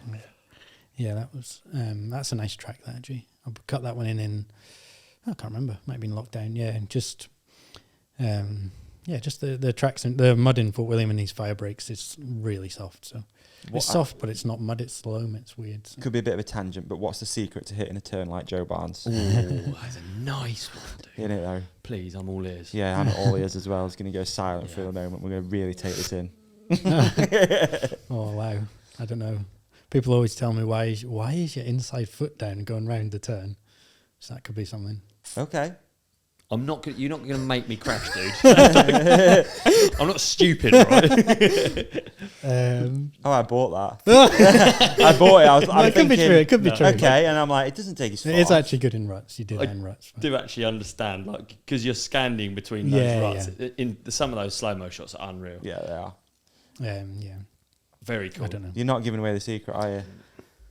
No, I've been meaning to do some how-tos, but I'm not. I don't know. It's not worth it. Great. No, is it not? No, it could be. I was thinking most of it's braking. That's my theory. How you brake. How do you brake? I'm after anything. Well, we were like saying when we watched there was the bit with Chris Kyle, especially. It was like it looks like you're not braking through a lot of those. You're just literally leaning. Yeah. Okay, this was a theory with rut riding is, it's basically balancing through braking because you can't balance through steering because you're in a rut. So you can fall into a turn, but then if you're riding Jedi skills, then you can have the perfect amount of fall in. But otherwise you use back brake to stand you up or drop you in. Okay. To the ruts. So a lot of it's really feathering brakes. And I run my brakes pretty close in and pretty soft feeling, basically from riding ruts because jabby brakes in ruts are very unpleasant. So my brake setup's developed from that style of riding and how I brake and where I brake as well. Okay. So like when in that track where I'm riding the turns, a lot of that's like really feathering little bits of brakes to make you drop into ruts. So you have your brakes set up so they I also come into turns really crouched and then do that in the turn. It's like in ruts. Oh man, dude, I need to watch this back. Yeah. So you have your brakes set up so they're quite close to the bar, the braking point. Yeah, I mean that's possibly just because I like braking with the reel inside of my finger from growing up riding Nevis Range downhills, 14-year-olds, and having savage arm pump. So you like take them in, let me grab these things. Okay. But yeah, that is also good because it naturally makes them less on off. Well, cool. Yeah. I think the feathering, like that like point in between two turns, I always notice when my feet are moving, if you lock at any point, it sucks, doesn't it? Like you can't move your cranks forwards if you've got... So if you're actually on the brake. Yeah. You got to let it slip through a bit. I could honestly watch that section over and over and it's so cool, man. Thanks. Yeah, watching a lot of like you boys riding ruts, it's just like I go through a whole if after the summer it comes into winter and I have a really long period where I feel crap on a bike because it's all so approximate and it's like ruts are so like you have to be so loose to ride them good. And I always watch like you boys riding those and it just looks like there's no discomfort whatsoever. It's just so loose, no standing up, no braking. I did get caught out occasionally because I'd be doing that whole next bit of grip, so just aim for that, get there, survive, do a turn on that bit was my general riding style. So it's quite straight and square and stuff off, and then I'd go out to South France to do the Canyon Team camp, and Fabian Burrell's following me saying, why are you riding like that, Joey? Come on, arc the turns a bit.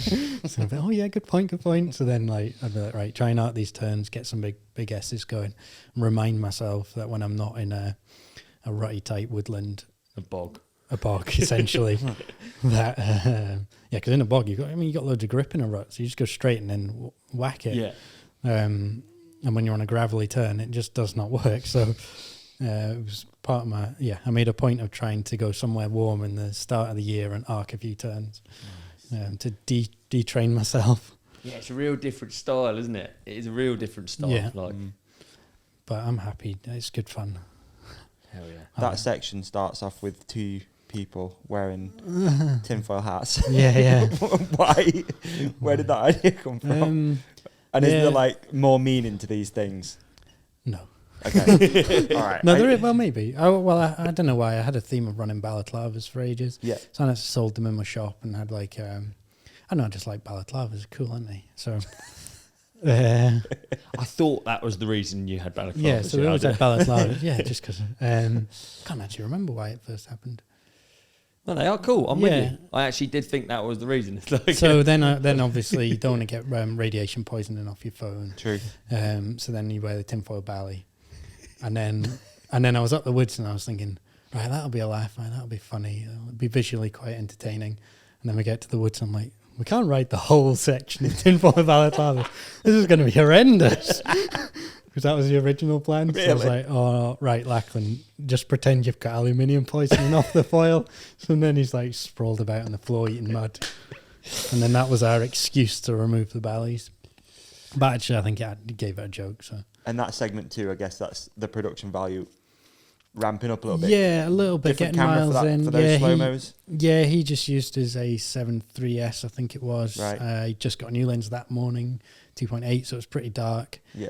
And he nailed it. So yes, I thought cool. That was cool. Like we could have done the joke on any camera. We could have done that section on any camera, but having it doing a better job on it, I thought, for this style of film, which isn't 100% storyline based. It's more like riding, set scene riding. Yeah. The riding being good was quite important. Yeah, that sure. riding as well in slow mo is so cool. Like so much is going on, isn't it? Yeah, it's a good one. I'm pleased with that. I love the. I think it was Dimo you rode as well, right? We rode Dimo, first Dimo time there. Yeah, with the 51 guys. 51 guys. Yeah. Yeah, that was cool, man. That was great. So yeah, I they don't still quite understand the floater in the sky, but like, it's I don't know. I just thought a spaceship. It's so good. And they're all down for it as well, obviously. All like, yeah, well, I do. It's a combination of them being down for it and me using shock tactics. Okay.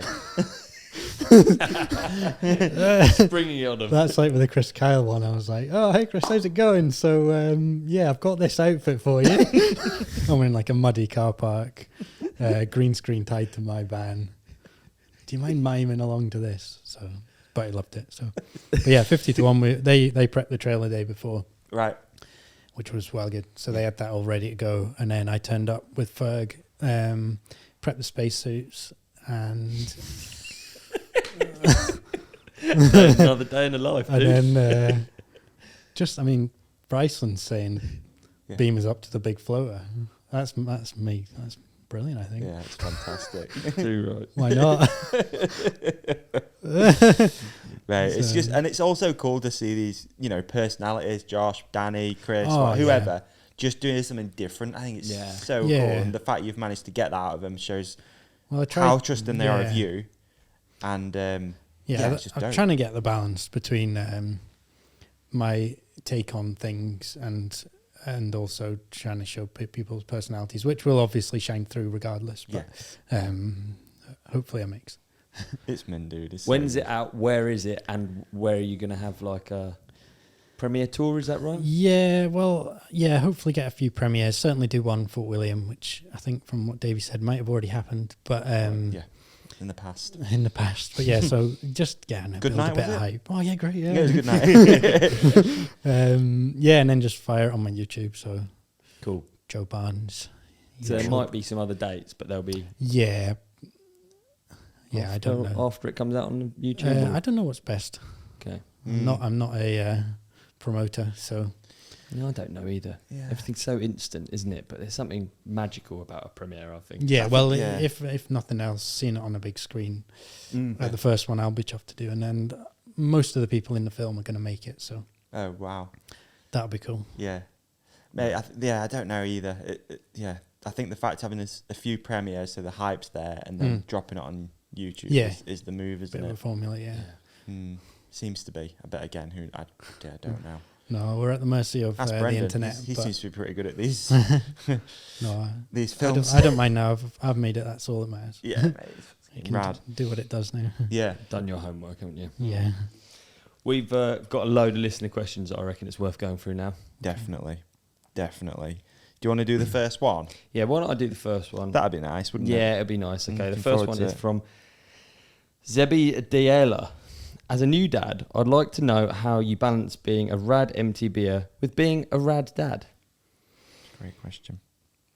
Well, I'm lucky, basically, because my profession is my hobby. So I suppose that combines that I hopefully get a bit more spare time that isn't my job. If it doesn't feel like it, but I just try and set aside half an hour a day, really, of pure playtime, which sounds easy, but it's definitely not. So yeah, I don't know. I'm pretty lucky because my oldest son Bo, he's a sporty little guy. So amazing dude. He likes on a bike. He's so I wish good. you'd stop because it makes me want a kid. And I'm sure there's a lot of people out there too doing the same thing. Just like, I wish I could stop seeing this fucking content. Yeah, no, it is cool. So we like play a bit of football and a bit of shinty in the garden, and then go on the bikes. So yeah, he seems to be. You just posted a video which I watched the other day of Bo doing his bike. Oh yeah, building it and spraying it is so funny. Yeah, it's just beautiful. Like, mate, it's just so wholesome. It really is. I try and do. I kind of decided I'd try and do one Bo film a year. They're only a couple of minutes long, but it's still like. And then now looking back, I think I've done maybe 3 or 4. It's great to look back on. Yeah. And it's like, I wouldn't have done it otherwise, and it's just us having a laugh. So it's interesting to think as well, like you talk about yourself being quite, especially coming through your career, maybe been a bit shy and not like out there. And then Bo is that, you know what I mean? Yeah. I mean, he doesn't know what the internet is and stuff like that. And I put a question on Instagram, should like you get a kid's account and things like that. And it was interesting, the responses. Right. So the overwhelming answer was, don't do it, but please share a few things, because we like seeing like the proud dad stuff of first time on pedaling and things like that. Like, it's cool to see. Yeah. But just don't go overboard with it. Okay. And I think, I'm not precious about anything I've got. So if he does want to do biking more, he just have my account. It doesn't matter.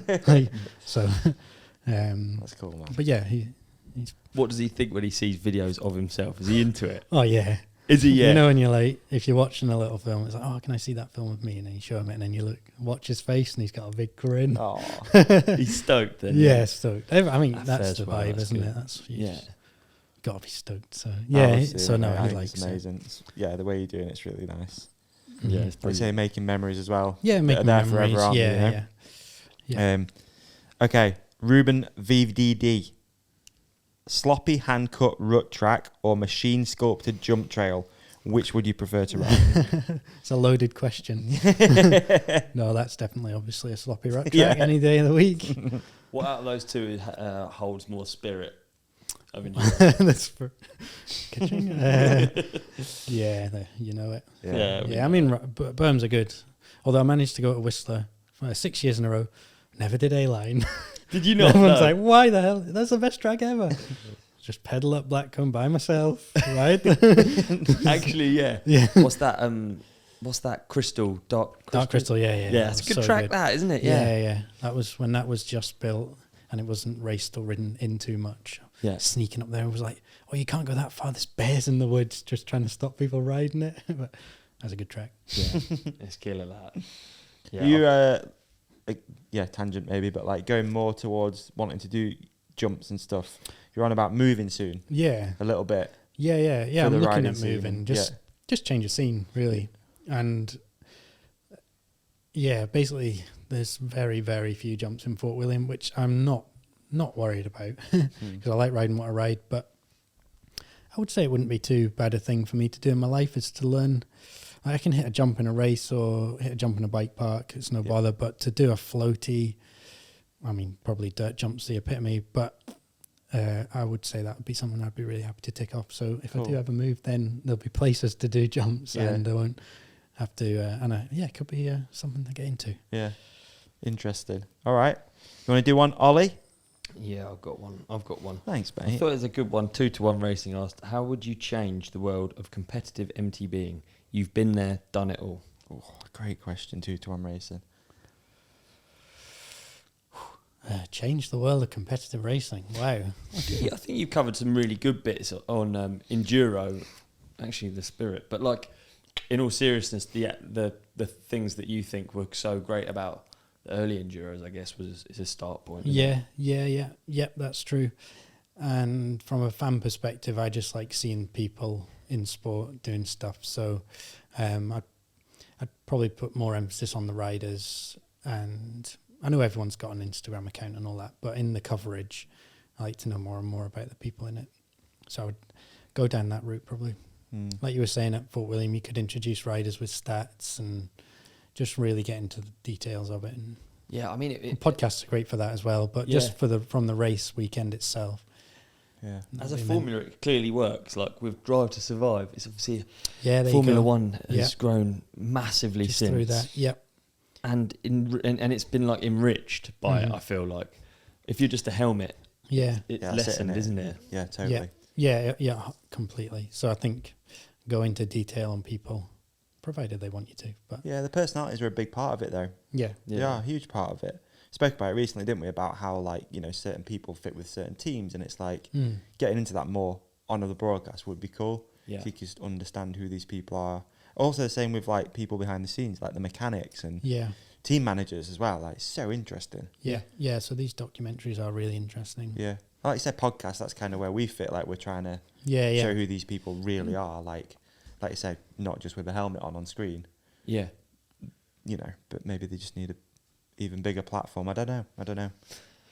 It was interesting talking to Billy actually Billy Bolt the other day about motorsports, because motorsports is probably the one that struggles the most, I would say, or it's like maybe it's just hyper professional, and you talk about your sponsors and stuff, and it's only now that you're getting these like vlogs and stuff from Billy or from Tommy Searle. You know, motocross, think how exciting and interesting it is, and it's just not the place you go for all that content, whereas historically I think we've done quite well in mountain biking to be putting stuff out there. It's more Yeah, you're right. You're right. Yeah, moto definitely is doing a lot more of it these days. Like almost every AMA rider's got a vlog and active social and stuff like that. They're not like mysterious characters. No. And all you'd see before would be like, my tyres were working. And I'd like to thank God. Yeah, like that doesn't really tell you anything, does it? Like we saw your tyres were working, you won the race. Like, No, you're right. Boyle at 91's ask you, what do you know about hidden tree stumps in Queenstown? I feel like there's something behind this. Just there's in my Lockdown Bites series of films, I crashed into a tree stump and flipped over the bars with his little pinky toe. And so the catchphrase was, "You don't get hidden stumps in Queenstown, boy." Because, you know, like Queenstown's like, that is the place to be. Oh, this loam's not like Queenstown, is it? So, nothing wrong with Glenloy 1 minute track with tree stumps at the side, if you ask me. We got one from @LeaveMeAlone. How hard do you find it to ride in Scotland's winters and with family commitments? That's a great question. Great question. I tell you what, the UK winters dragging on at the moment as well. I mean, I go through phases of what I'm into. So certainly back in the day, I used to just ride all day, every day in the winter. Right. With no knee pads, and now have no feeling on my knees. I think I've done permanent nerve damage. But okay. So riding in the winter, it's not everything all day. But no, it's just a big clean-up job. So, I mean, sacrifices of life, I do sit on a turbo trainer a lot. But I get into that. I quite enjoy it, actually. So, just put on my stats and pedal away. Go up and down my canal bank on my gravel bike. That's really good. And then treat myself to a really muddy bike rider. Nice. Whenever I can. Nice. So I'll probably ride less than that. Leave me alone. Okay. Thinks sadly. I'd love to ride all the time, but what is a regular week in the life of Joe Barnes at the moment? So I'm sort of panic training at the moment. For just generally the summer. Okay. If you're not fit coming into the summer, you're in for a depressing time if you're going to do some racing. So you need to be fit, so you can achieve what you want to achieve. So getting some training done, but that's gone really well. Just ride up my canal, turn my stopwatch on, time myself back, and that's pretty good. So I do that. Nice. Doing that maybe 4-5 times a week, and then just working on this video. So I do spend an obscene amount of time editing and designing stuff. I don't know why I do it. Because you love it? No, it's because I love it's cool. it. No, you're right. It's because I love it. But I do think I can spend like 2 weeks designing a jersey for the team, and then it looks like it took me 3 minutes. You have some pretty iconic jerseys as well, right? Yeah, so maybe there's been a few bangers out there. They're still for sale, like with Enduro. I just do batches, so they're not really at the moment. Okay. Every now and again, I'll do a batch. There's some bangers. So yeah, just spend a bit of time on like designing stuff. That's what I really enjoy doing. I like editing videos and designing stuff. So just finished off. Do you design for like other brands and stuff? No. Okay. No, I just do my thing. So the team stuff, which I do with Ferg, that's a nice little side brand project. Okay. It gives me an excuse to make some logos. Yeah. And then the jerseys for the team do that with Enduro. They give us 2 or 3 jerseys every year, so I design them. And then paint jobs for the frame, do them as well. Yeah. And then hope I've got an in-house painter, so they paint that to spec. And it's a combination of those things. Nice. That's great, dude. Living it. Yeah. You got one?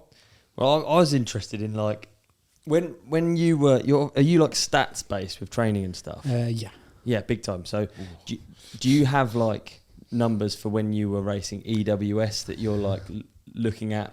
Yeah, fitness wise. Unfortunately, yeah. Do you? So how fit were you racing EWS compared to your like peak fitness now? I was considerably fitter then. Really? But I hit this 1 year, I just somehow managed everything to click. I don't know what it is. I did a couple of years or maybe 1 year with Milway, you've had on, I think. Yep. And he was really good. He set like a really nice framework out and like taught me loads. I actually did 3 years with him, but spread over about 8 years. I just dip in with him. We're really good mates anyway. And he like put me on the right path, and I learned from him. But then I always wanted to do my own thing. I don't know why. I've got this drive to do my own thing. So, I'd go rogue for a couple of years and then go back to Milway. So I went rogue for 1 year and just went wild on intervals. Right. And most of them outside as well. So that was a tough winter. But yeah, my stats went right up that year, which was great. That was good. But then the year after, and I used to like, I don't know why looking back, but I'd have like 2 days off after the last race. Because I'd just be like, and not annoyed with myself, but just like, right, I'm getting on this now. And then I got really burnt out. And then it took me like a year to recover from that. Really? Yeah. I'd just be like, intervals was my life. Just do intervals. So was that your measure? It was like what outputs? So yeah, I do what outputs over 5 minutes, which I know it's basically for 20 minutes, but I do a 5 and then calculate it, or at least basically a functional threshold. Would be my stats, which was slightly relevant, but it was just more to make sure that was decent enough that I could then build on some top end power. Yeah. And so that's maybe.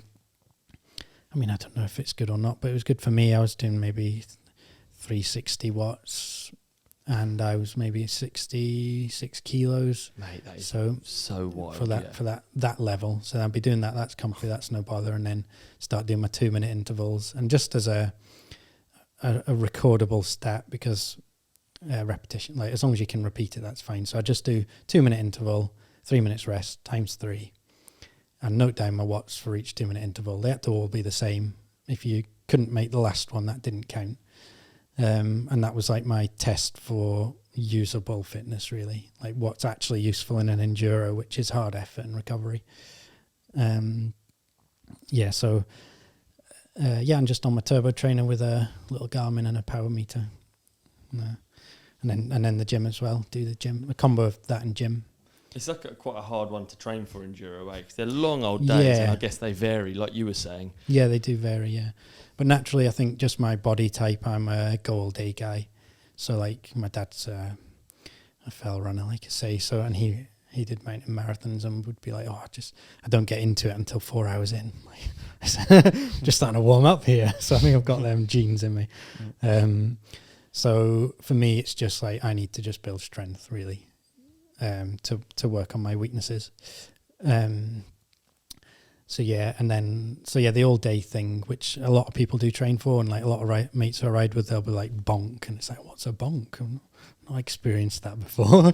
Whereas I'm more like intensity, work on that loads, do loads of training on that. But it's quite, I mean, I'm quite happy in the long run that I've got that style because I've managed to keep a relatively low weight.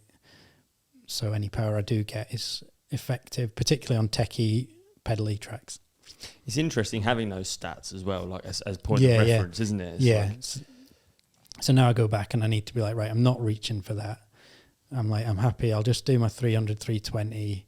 That's fine. Get a nice balance, life balance. The UK tracks are way shorter, so it's more about feeling at the time than like I can't do well because I'm not like world level on it. So you still have to spend a lot of bike time to feel competitive. Well, descending time or not so much. I don't really mind. I feel like it's just... That's already there. Yeah, that's what it feels like. I think I did is it 10,000 hours? How many hours do you need? Yeah, I think I did that in my obsessive youth. So, I know the theory, but I still feel, I feel quite like stiff if I don't ride lots. I feel like I require a lot, like a border collie. I need a lot of biking to like... I do if I'm just going out for a ride, I'll be like, oh, a bit rusty. But then I think race weekend, it just removes any cobwebs without you knowing, because you're sort of like race tape, go. So yeah, if I've been editing loads the week before, I'm not bothered. I've not done like a warm-up ride on the Wednesday like I would used to want to do. Right. I'd just be like, it's just riding a bike, isn't it? If you were to advise someone listening, like, you know, a casual biker, about just getting a base level of fitness or strength, like what would the things be that you'd probably advise?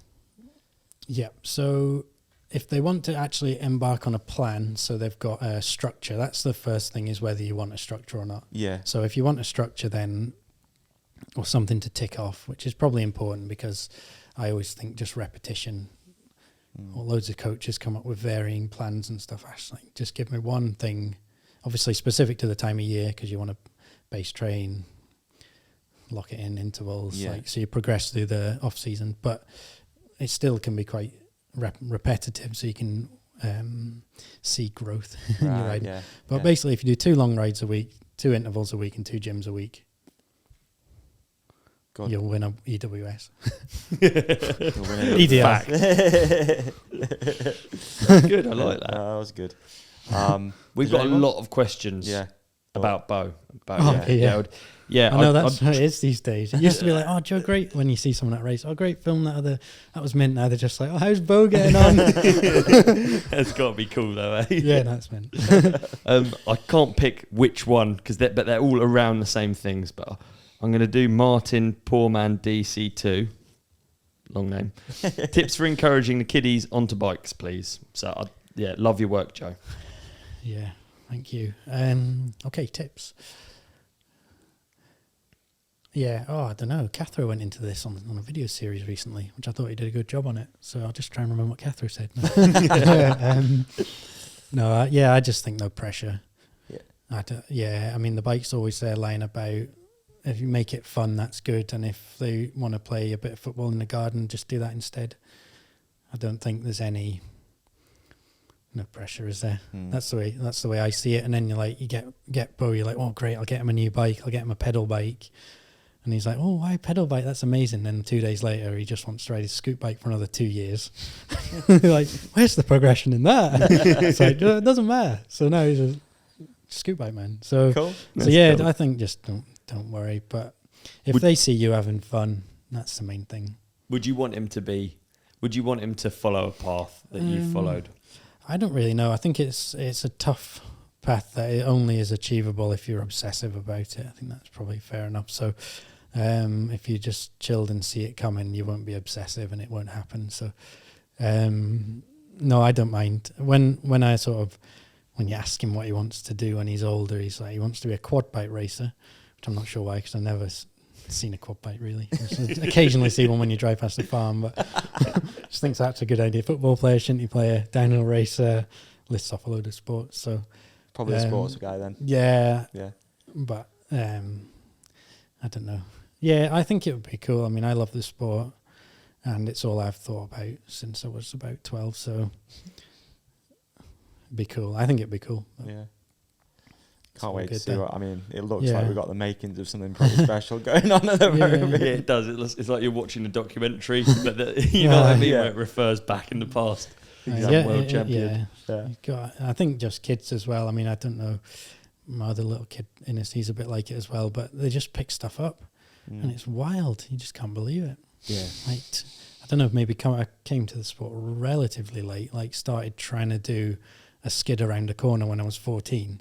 So I'm like, oh, wow, skid around the corner, that's awkward. Like 3 months later, I'm like trying to do it. And Bo's just like, oh, yeah, skidded that 10 years ahead. No bother. So I think it feels that way kids now, can just do it, Yeah. And like bikes are really good. Yeah, like, bikes are great, I think what you learnt on it was trash. Oh, no. Like, mine was just out the dump. Yeah. With like cantilever brakes that didn't lock up.